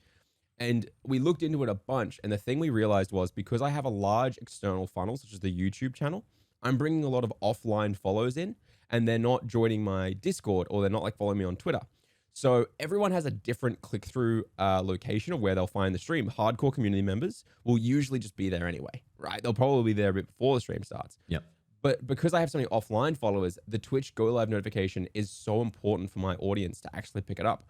And I can see a difference. If I post a lame go live and it gets 50 clicks, I will average 90 to 100. Oh, if I wow. post if I post a hardcore go live and get like 130 clicks, I will easily average 130. That is right? so interesting. Holy shit. The content has to deliver though. This is always the crucial part of clickbait is your content has to deliver on it. If your content doesn't deliver, they will leave instantly, right? They have to join and enjoy it. But to answer the question about go lives is that if you have a large following who aren't in your Discord, who aren't on your Twitter, who aren't going to see other posts and go lives you make, then yeah, your Twitch go lives, I'd say personally, are incredibly important that people ignore. I've always said that one of the major reasons why I grew on Twitch was because all the things that people don't think matter, I would always utilize. Back in the day, I would always make sure I added the game name to the very end of my title. And what I found was if I searched up, if I went to the category or I went to the search page and searched up Stardew Valley, for example, the person who would appear first when they search for that category, because it doesn't take you straight to the category, it shows you like a list of streamers and then the category. The streamer who would always appear at the top would have the game's name, so in this case Stardew Valley, in their title in some form. Because for some reason the search algorithm would go, oh, they're looking for this and this is that person, right? This is that person here, their title matches that. Damn, okay. And they could have 20 viewers and they could be a 300 viewer person playing Stardew, but because I'd searched the game name, the 20 viewer was recommended to me at the top, the 300 viewer, and then the category, right? And I noticed that when I added the category title to the end of my stream, I would get a lot more search, like clicks, because you can see the clicks, where the clicks came from. It would be like search rather than category. And that was really, really powerful for me to see, right? And so I think if you are a content creator and you are not taking your go live seriously, so say you've got 5,000, 10,000 followers, but you're not averaging more than like 20 or 30 or 40 viewers, then I would say you probably need to reconsider your appeal to your audience. Because if you have 10,000 followers and 3,000 of those followers came to you during Minecraft, you don't have to play Minecraft, but your viewer demographic there, and you can probably appeal to them by using titles and using go lives. But I'd love to know, how do you guys treat go lives? Don't have to be Twitch ones. It could be Twitter ones. How do you guys post your go lives? Where do you post them? And how does it usually go for you? Yeah, sure. No worries. So with Twitter, obviously, it's the usual. I have a formula. This is a summary, a one-line summary of what's going to happen on the stream today. We'd live at obviously my address on Twitch, so they don't have to. And your home address? My home address, which is beep, beep, beep, beep. It's one of those things where it's like, I think it's very important to put your Twitch address in the Twitter for the simple fact, for your tweet rather, so they can just click on it. They don't have to go to Twitch. They don't have to scroll down. They don't have to type your name in. It's literally just one click for them and not a whole process. I think that's a good thing. I also put like a GIF just to make it seem a bit weird, but I think the big thing for me when it comes to Twitter is that I need to do more kind of, funny that we say this, but personal opinions on Twitter rather than just these are my go lives. Because at the moment, my Twitter is literally just here's a go live. And I'm trying to do that more in terms of reaching out, because then people won't know what I'm tweeting. If it's just a go live for them, then they, you ignore it. I know that I would. I'll just be like, oh, they're going live. Or when you receive those emails saying, this is about to come on, Netflix. I'm like, delete, junk mail. What is this? I don't give a fuck. What are you talking about? So yeah, I think I need to definitely work on that. When it comes to my Twitch go lives, I put more work into them, because obviously that hopefully pops up and people see it. And I do find that when you use emojis, emotes, whatever you want to call them, and then you have like a little, this is what's going to happen for the stream, and here's the hook. It's always a nice thing. I need to work better on it, like I do with Twitter, but it is so much better. When it comes to Discord, it's literally just tweeting out, pinging people saying if they're subscribed to that sub channel that I'm live. So nothing much when it comes to my Discord, and maybe I need to work on that. I'd love to just throw out there really quickly. Have you tested whether or not putting the link in a follow-up reply tweet is sorry, you probably just heard some music in the editing. Not, you guys can't hear it. Right. I went to my analytics because by posting an external link, as far as I've read, in your tweet, it lowers the impressions that Twitch will show. That Twitter will show. So if you post a really funny, engaging tweet with a GIF and then say like, I'm live right now, but you post the I'm live right now and the link in like a reply tweet to itself, and it'll always be at the top. It'll always be in the top of the replies and stuff like that. Apparently, that is a better way of doing it, because a lot of platforms like Twitter and TikTok don't like sending viewers off the platform. That so it makes lowers a the overall lot of impressions. sense. And I'm going to, you know what? Because I'm streaming tomorrow, I will try it out and I'll let you know. Don't blame me how if it doesn't work. I'm going to blame Eljay if it works or if it doesn't work. So I'm actually going to try it tonight. Like I don't expect a lot. So from my Twitter, like go lives, it's essentially just to kind of put it out there so that if people who are browsing Twitter be like, oh yeah, Nick's live, I'm going to head over there. And most people will either, you know, they won't actually click the link. They'll probably either like they'll navigate to the Twitch app on their phone, or, you know, if they're on a browser, for example, they're just going to open the Twitch. But like, I mean, sure, they might click it, or maybe they already have Twitch open or something. So I never expect too much, but I do try to, ever since Eljay, like after we'd met and you showed me that massive list of like your go lives and like how like the Twitch ones and how many clicks you were getting on those as well. And the thought going into them, I was like, man, why wasn't I doing this? I'm an idiot. Because like, the most that I would get just generally, like there was a time where like there was like no go live. It was just like so-and-so is live and there was no message. But now that I've started taking a bit more care, I've seen that number climb up a little bit. Like maybe I used to be averaging maybe 15, 20 if I was lucky. Now I'm kind of averaging about 30 clicks. that's great. So I've seen that little bit of an increase, but I think a lot of people either have just turned off the notifications for my channel, as a lot of people do anyway, because they just don't, that people hate to see the constant pop-ups. And so I think maybe new viewers coming in, or like they actually have clicked it, and now I've got more engaging go live notifications. Even if they may not be clicking it, there's still more, it's increasing the chance of them actually coming to the stream. So after Eljay showed me all of those stats, I was like, okay, I need to focus on this a little bit more. Yeah. Discord is the same, where it's like everybody in the Discord is going to get the ping regardless of what, you know, role they have, which wasn't always the case. This was when Eljay reached out about how we go about Discord pings, and it used to be like, you can you know, get the role to be notified, but I was like, no, this is I'm just stopping a bunch of people from knowing when I'm going live, so I'm going to scrap that. And I just do a ping, and I do like I kind of keep the message very similar to what I would put on Twitter. I'm trying to get a little bit more engaging with what I'm saying, but keeping it short and sweet on Twitter.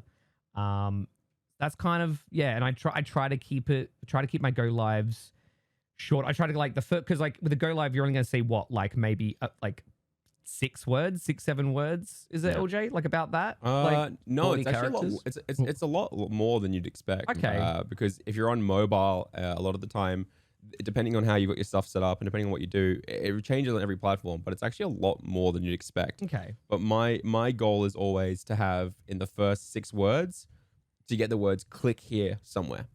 So, for example, I have a go live that I did on November 10th at 7:13 p.m. Has the crown emoji right at the start because I like the color. The color pops really well on the phone. And then it says in all caps, "I'm bald!" exclamation mark. Okay, and it's because I got a haircut and I wasn't actually bald, but I went very short. And it's not like anyone could tell because the beanie all the time, but it's funny. And I said, "Shaved my head."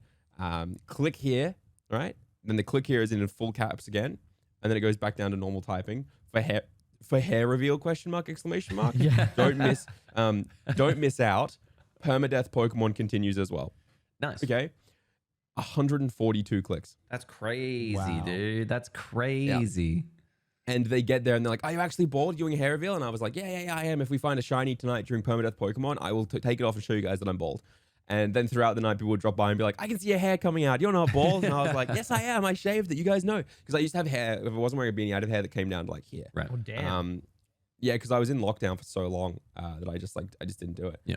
But like there are other things as well. Like so when Ludwig left Twitch, this was a nighttime. These are all nighttime ones. My daytime go lives are like always 150 plus no matter what because they're all Americans are awake.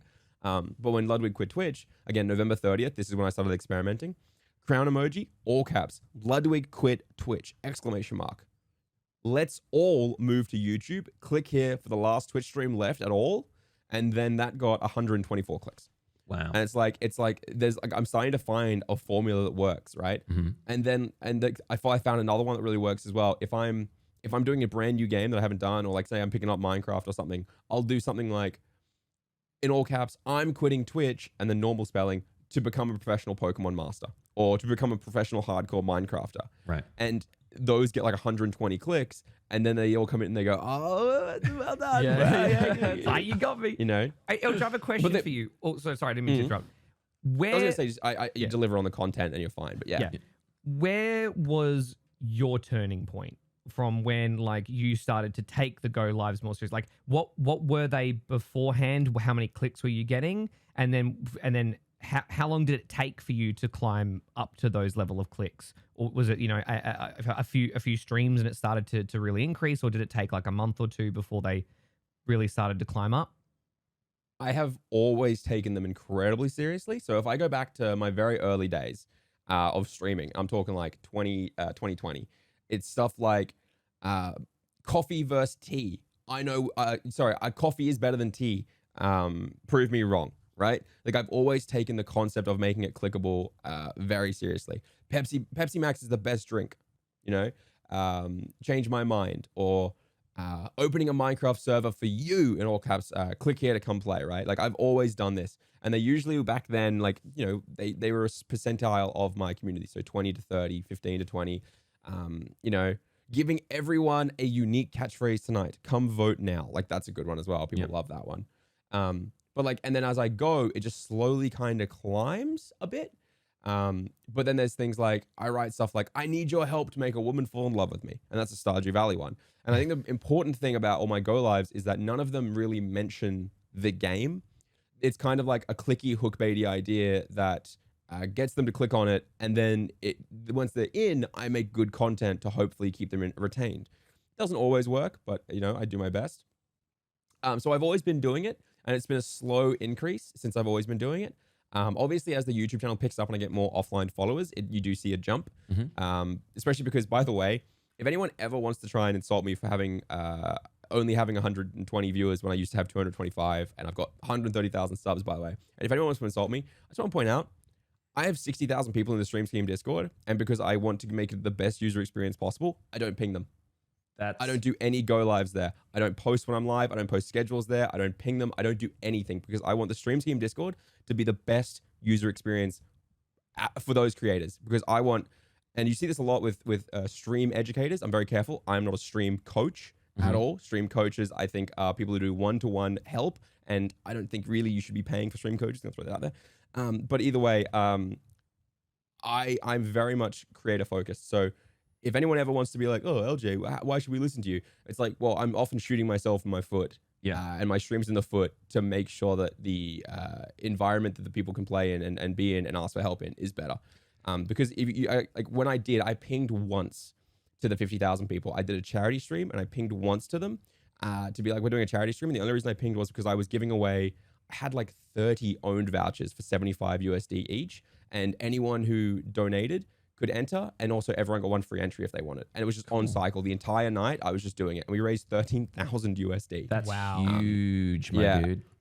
And we had so many click throughs from the Stream Scheme Discord. It was a massive stream for me, and it made me realize I could easily sit 300 average viewers every single night if I wanted to ping the entire Discord and then just do stream advice. Yeah. But I'm not gonna bother people with that ping because I want the SSN Discord to be such a place just for education. You know, I don't let any of them self-promo there. Self-promo gets you banned instantly. Yep. And I follow the same rule. Me and my mods there, we will follow the exact same rules as you. We are better than you. We are not using this to our advantage. And I think that's one of the big things is that I never want to just be that guy who does stream education because it benefits me to do stream education. That's very nice. I was just, if I can quickly butt in here, you talked about at the beginning of the podcast how you talked to someone about, you know, monetary gain on Twitch, and you don't want to do that. But now that you're thinking, you know, you only have a finite amount of time to really, you know, hit in on it, possibly, depending on everyone's career, because it's different.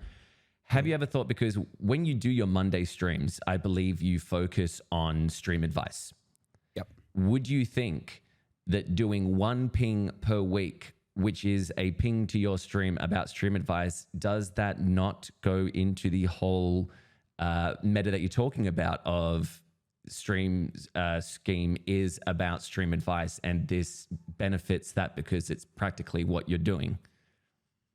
I think absolutely. I think 110%. I have a massive problem where I will shoot myself in the foot if I believe that the thing I'm doing is the morally right choice, is the appropriate choice. For example, though, I think that is also one of the reasons why I have been somewhat successful. For example, if we talk about the example I like to give to a lot of people are the free stream overlays that we've produced, myself and an editor produced, and then we released early on in Stream Scheme's career. There were a lot of talks early on about how to release these, where to put them, and how it would benefit us while also benefiting the community.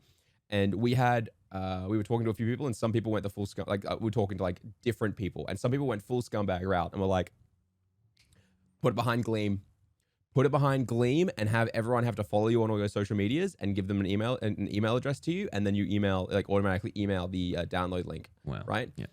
Some people were like, make it behind a semi, like they have to wait 2 weeks they're going to be a sub for 2 weeks, and then they can download it, or they can pay to have it straight away. There were so many scumbag opportunities that people wanted to do. And myself and the major 2 people involved with Stream Scheme, we sat down, we were talking, and every single one of us said, you know what? No, we don't want to do any of this. We want this to be the most proper experience for creators, like the most like streamlined experience for the creators. We could have an email list of, if anyone's curious on the amount of downloads we've had on the 4 packs of free overlays, it is in the like 45 to 60,000 or something more than that now. I can probably check exactly, but it is huge. I think I'm only talking about the first 3 packs actually, but it is. We've had a huge amount of downloads, and here's the thing: we wouldn't have had all those downloads if we had forced people to give us an email address, because people don't want to share an email address. Yep. They would rather. They'd very much rather not do that. So in the past month, if we have a look, we've had 15,000 people come to the Stream Scheme Discord and join in the past 30 days. I've had 5,000 clicks just to my Twitch channel from Stream Scheme. That's awesome. Okay, so just in the last 30 days, we have had 4,000 people download the glitch overlay, which is one of our overlay packs in the last 30 days. In the last 30 days, we've had 3,400 people download our Stinger Transitions pack that we made. I've had 3,000 people download the Instant Replay pack. The Beach Vibes pack has had 2,600 downloads. The Paint pack has had 3,000 downloads. The Old School Cool, poor bastard, only has 1,000 downloads. And then Cherry Blossoms has 1,450 or something like that. Right. And that's just the last 30 days, to clarify. And these are older videos that are also starting to slowly delist. But to download all of these, the only thing people have to do is join the Discord, prove they're not a bot, and then it's there. That's great. And because the Discord, there are no pings, there's no self-promo, there's no spam. We're very strict in there about doing the right thing for education. Because of that, people don't leave after downloading it. Yeah. So that's our benefit, is that we've now got a community of 50 to 60,000 people who are there to help each other grow and learn, not support for support, not follow for follow. And when I do post a Stream Scheme video, then I will ping the video to them, which means I ping it and I get, a couple thousand viewers instantly on the video. And that's very powerful. And people don't mind because they like the videos. They enjoy the videos. They're helpful videos. And if anyone does, spam negative reacts to me, I ban them, because go fuck yourself. Yeah. Yeah, fair enough. But, so, yeah. Yeah, back to my point of though, would you ever think, because I know that, again, I can't speak for the majority of people in the Stream Scheme Discord that you've got, but I know that if I'm following your videos and I love what you have to say and your advice and everything like that, and I didn't realize that you were streaming at X time that I'm on, would that not be beneficial? Now, I understand that you've got these rules, and as you talked about, you've got a moral compass and everything like that, completely understand. But is this one of the times where, like with monetary gain that you can only do for a finite amount of time, would this not be a good avenue? Because I think it's organic in terms of that's 100%. What people are there for. 100%. I think you're absolutely spot on. And I think it's something I've toyed with a lot in my head about what I want to do. And I did a test this week. So my Monday streams, I'll usually make a community post on YouTube saying I'm live right now covering XYZ. Right. But this week I decided not to make the community post on the YouTube channel. Community posts don't notify anyone. They don't ping anyone. They just might appear. But I didn't make the community post, and my average viewers was down by about 45 to 50. Okay.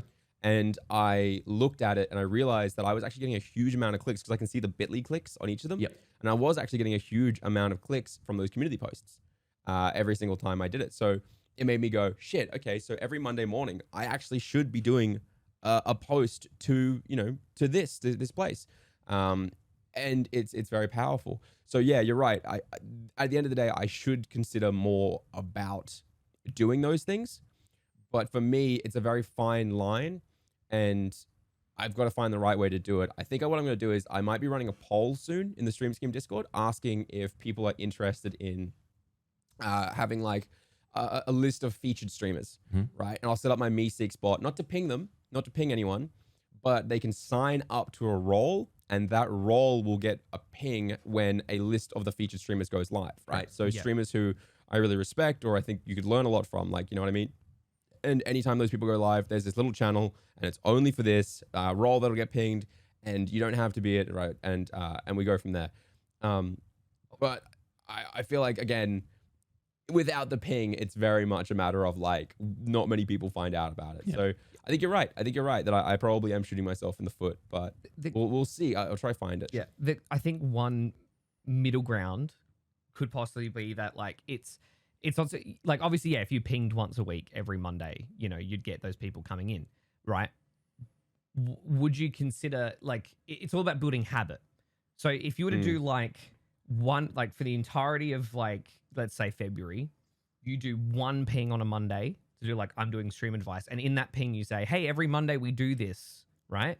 So that one single ping is getting to people and saying, we do this every single Monday.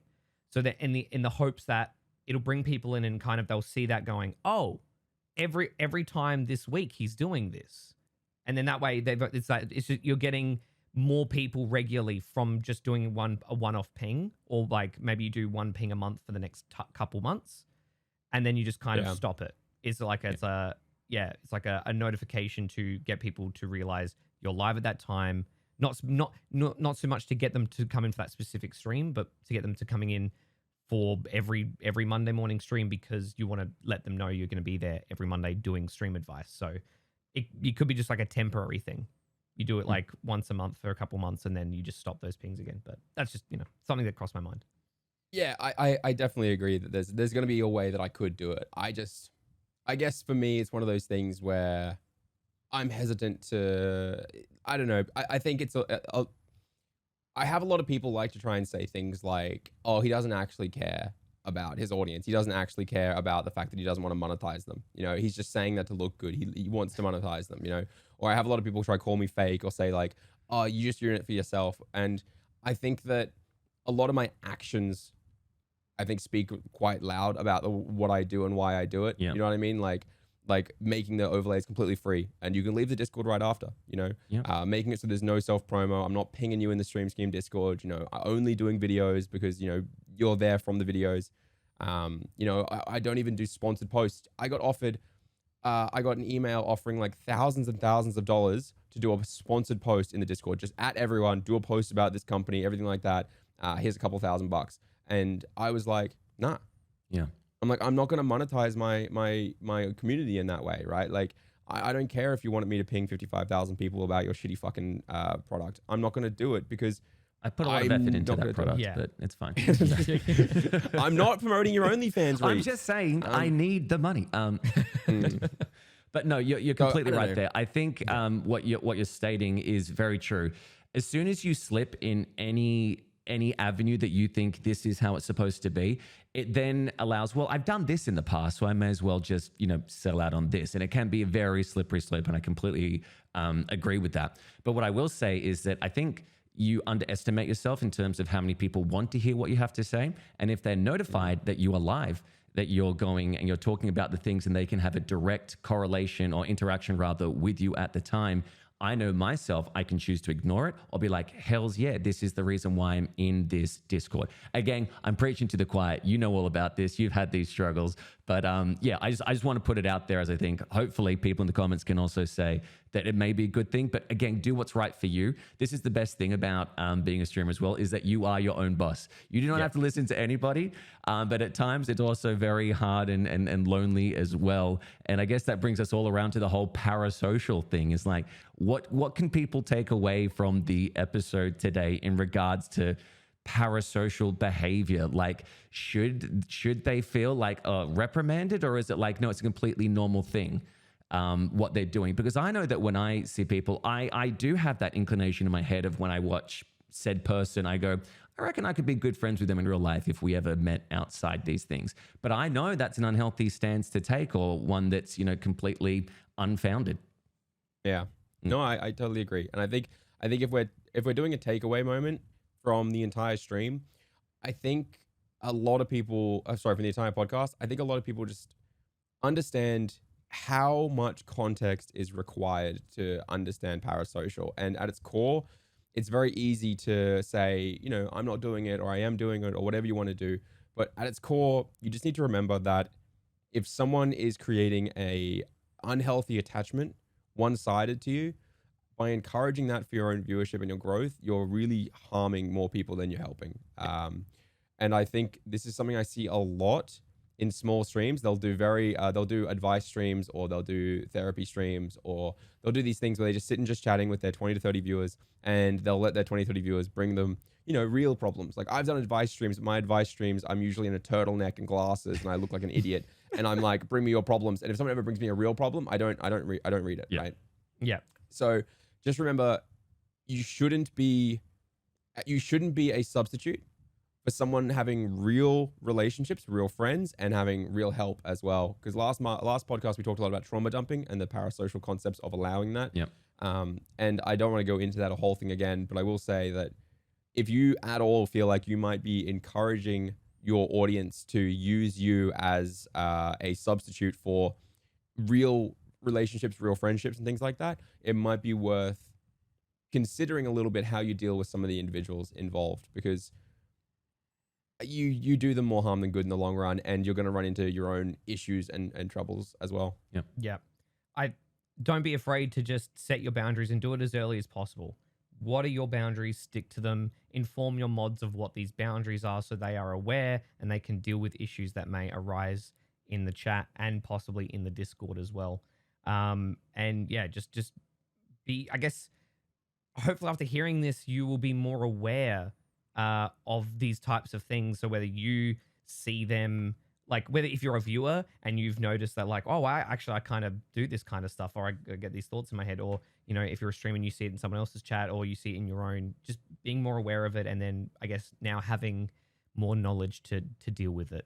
That's a TikTok segment right there, Nick. I'll write that down in the notes. That was very good. But it is, it's all about like just having a healthy relationship and knowing what those boundaries are, like Nick and Eljay says. It really does come down to that. And some people may think that we're talking directly about them when we're not, because I know that if I'm listening and I'm in said person's chat and they're talking about a person who does this, that, and the other, please know that chances are it's not. These are like one-off occasions where you can tell the difference. You know what is a healthy person who's there and what is a person who is seeking validation. And I think we can all see it.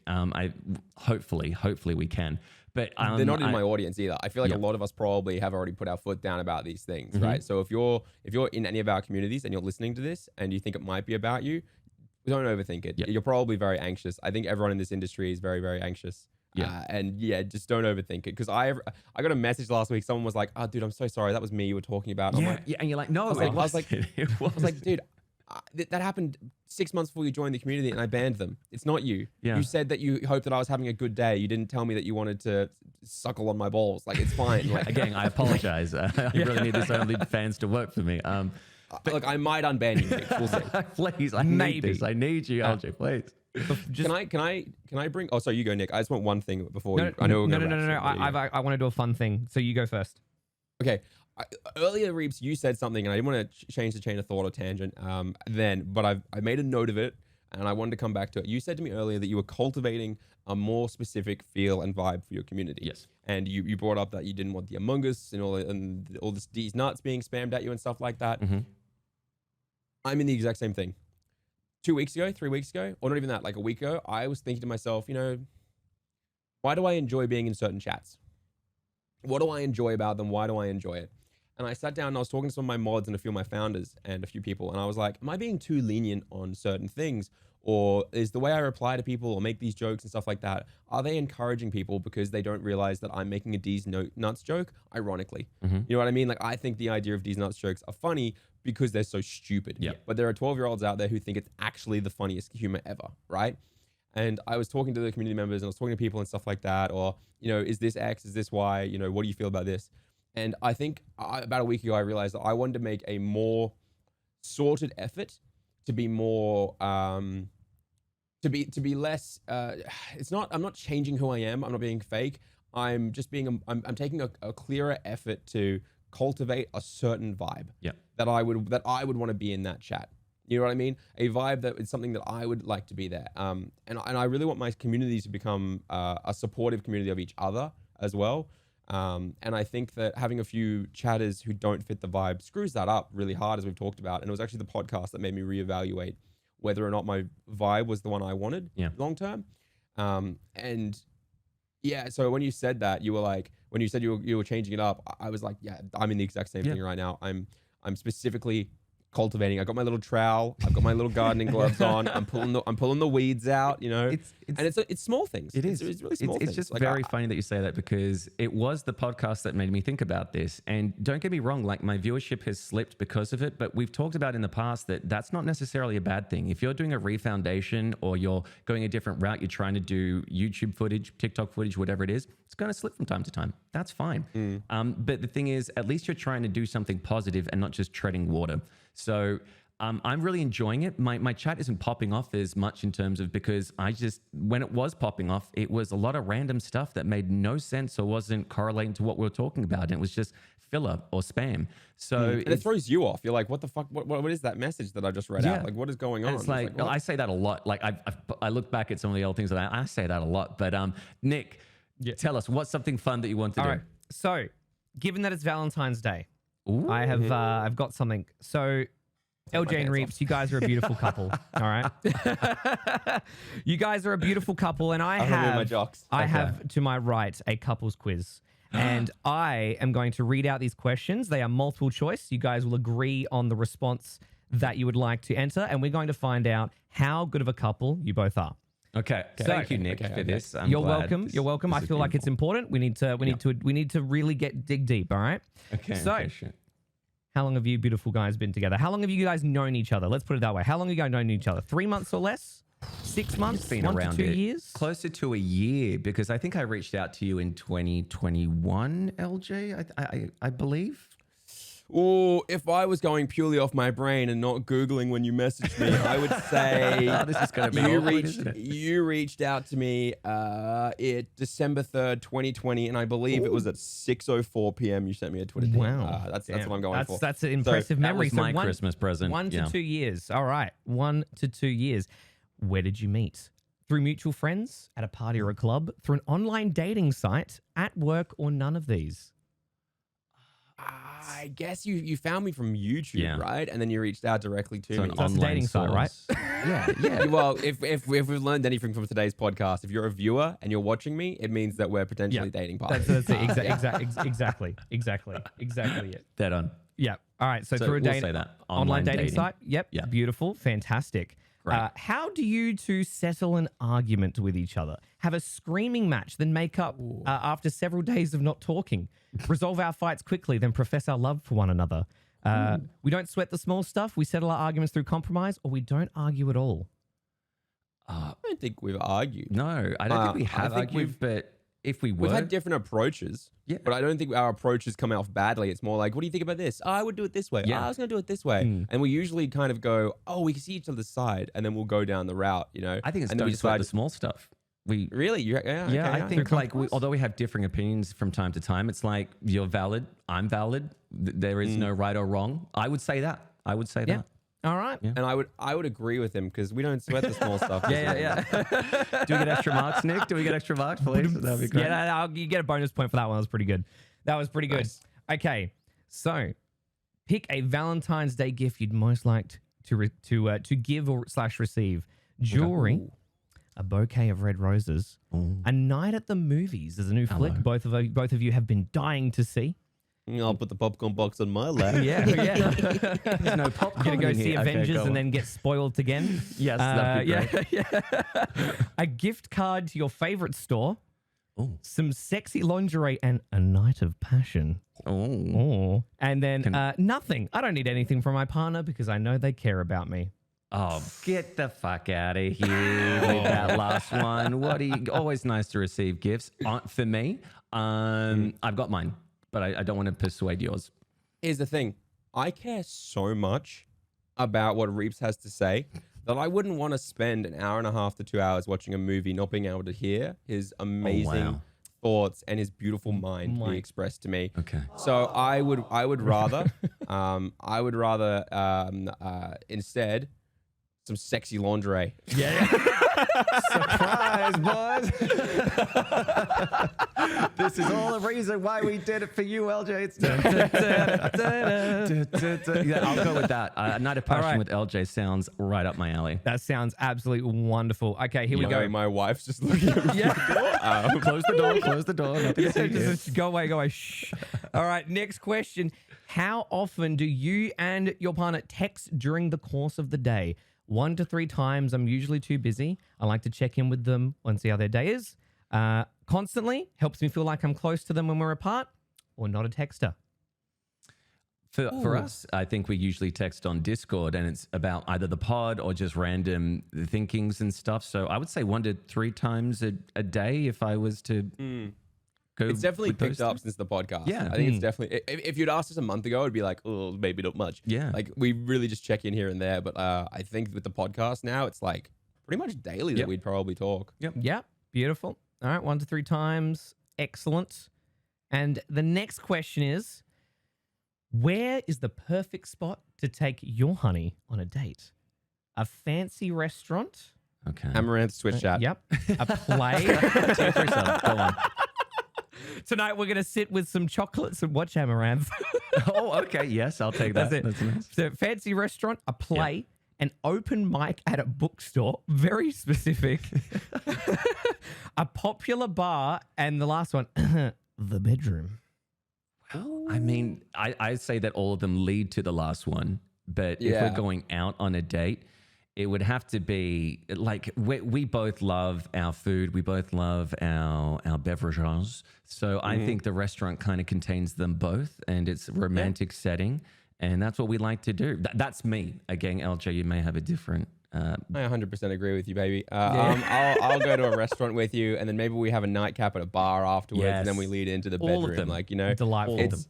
That's how you do a real one. The only thing I don't do on dates is this is a true thing for me. I actually do not like taking dates where I can't interact with the person. Yeah. Like, I feel like you take someone on a date to the movies or to a play and stuff like that if you don't want to talk to them. Yeah. Very true. Very true. Otherwise, you're just a rude asshole who's like leaning over, going... Yeah. It's like the first date sin. Don't take them to a movie. You take them to dinner so you can get to know them. Yeah, exactly. Yeah. Exactly. Yeah. Don't take them to Italian, right? Visible the sauce, yeah. Oh, yeah. There you go. Ooh, creamy white carb sauce. That's what it is, right? My Love that favorite. down my shirt. Yeah. This actually leads quite perfectly into the next one. Choose a drink to share with your partner. Wine, beer, a margarita. So we'll say any cocktail. And say any cocktail. Or a milkshake with 2 straws. Ooh. I'm going to let Eljay field this one. Honestly, Reapz is from New South Wales. He's from Sydney. Yeah. He's a bit bougie. All right. I will say he's a bit bougie. So I'm hesitant that he would want a wine, but I'm going to throw out there that the first thing that happens when us 3 meet up, because Nick, you'll come for the date for this, is probably going to be that I'm going to try and get to buy you guys a beer. Yeah. So if I was going to share something, I'd like to sit down at a little restaurant with him, and I'd like to share a nice jug of beer. Like an IPA, nice beer. Yeah. I'm for Although that. I do know he's very bougie. What's this? So Wait, maybe we're bringing that up, baby. Can't we don't sweat the small stuff? What's going on? It's not a bad thing. I'm just saying, you know, my honey's a bit fancy. It's all coming down. It's coming down here. It's all collapsing. All right, we're going with beer. We're going with a nice beer. This is going to be fantastic. Choose a pet name you'd like to be called. Sugar Lips. Baby. Okay. Schmoopy. Pumpkin. And last option is my actual name would be good. Mate. Ooh. Like, I if I can field this, Eljay is a fantastic talker. He's a sweet person. So every time that I look at him, I'm like, those are some sweet lips. So I'm going with sweet lips Eljayem. You know what I'm talking about? Oh, sweet lips. Just based off how you're talking right now, I want to call you sweet lips as well. We share it. We're back and forth. We make many people in public sick. Okay, perfect. Yeah, and together we are the crime-fighting couple, sweet lips. Yeah. Oh my goodness, Batman and Robin would be jealous. This is gonna be. Oh, we're gonna get an interesting one now. What is the sexiest part of your partner's body? Ooh. Their eyes, and funnily enough, after that previous conversation, their lips, their arms, their chest, and the last one, the lower parts. Sorry, what's the word? Well, it actually just says their private parts there. Are you rhino baiting me right now? Yeah. There's nothing private. There's nothing private about my parts. It's a public part. You know, I'm a hit. I feel like it should say somewhere on there his brain, but it doesn't. And it doesn't, unfortunately. No. The closest thing to his brain, if I was going to try and get to his brain, I would go straight through the eye. So I'm going to say his eye is the most attractive part. Because it's, you know. I agree. Eyes are the gateway to the soul, and Eljay has a lovely soul. So we're going to go eyes. Wow. It's beautiful. Sound like you're breaking down the fucking Blade Runner movie in my film class in high school. In the rain. Yes. So what did you guys think that they meant by the eyeballs? Was I he thought the really eyeball was a window to the replicant? soul. Yes. Oh my. All right, this is the final question. Which song would you envision being played at your wedding? Okay. WAP. That's Stretch the best. Let's That's go. gonna get old grandma dancing on the dance floor. That's for sure. In Your Eyes by Peter Gabriel. Okay. Truly Madly Deeply by Savage Garden. You're My Best Friend by Queen. That's perfect for the parasocial discussion for today. You're my best friend. At Last by Etta James. First Day of My Life by Bright Eyes, or I'll Make Love to You by Boys to Men. This is you can cut the tension with the knife, audience. Like there's two that's like standing out to me, and I'm gonna say I'll Make Love to You by Boys to Men is always a banger. That's exactly where I was going always as well. a banger. Yeah. This is it has to be. Yeah. Has to be. Yeah. And we're gonna get way too PDA on the dance floor, and everyone in all of our Just families gonna be awkward. very awkward. And then they'll go, your mustache is shit, and I'm unfollowing, and then they just walk out. You know? they just walk out because they hate our PDA, but we don't care. We don't care. God dang it, couldn't you guys wait until at least the reception was over? Yeah. All Until we right. get the cake. Okay. How do we go? Drum roll, please. Oh, it's gonna make me do this like freaking survey to freaking get the result. Pricks. Oh my god. Okay. We have the result. Just want to throw in quickly Yes. though. Reapz, no matter what this says about our relationship, I know we're solid. Okay. I don't fall for these.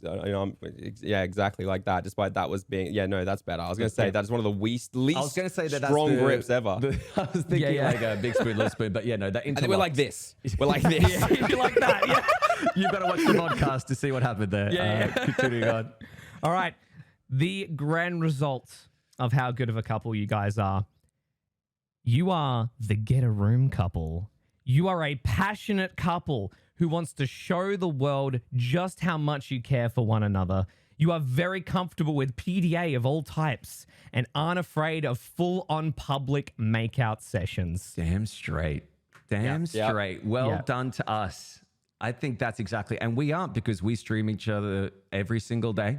You on know what I mean? OnlyFans. Yep. Exactly. OnlyFans. We've got everything like that. So we let the world know what we have, and it's special, Nick. Yeah. Thank you so much for asking us those relationship questions as You're well. welcome. I hope I can bring you guys just that little bit closer. A little bit closer. And to all of the people out there who are listening, thank you for getting a little bit closer to us, not in a parasocial way, but learning a bit more about each other and what content creation really is behind the scenes. But any last words, gentlemen, before we call it a pod?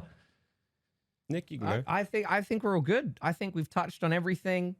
We've got some great things that are going to go to TikTok, our short and sweet, beautiful things, and I think we're good. I think we're good. Cool. Then I think we can wrap up with a nice, clear statement of I fell off, not based ratio. Yeah. That's so beautiful. So we're dropping frames here. That's the end of the pod. We'll see you next week. And thank you so much for listening. Be sure to subscribe and like and leave comments so we can answer them next week. Bye-bye now. Ta-ta. Happy Valentine's. Bye.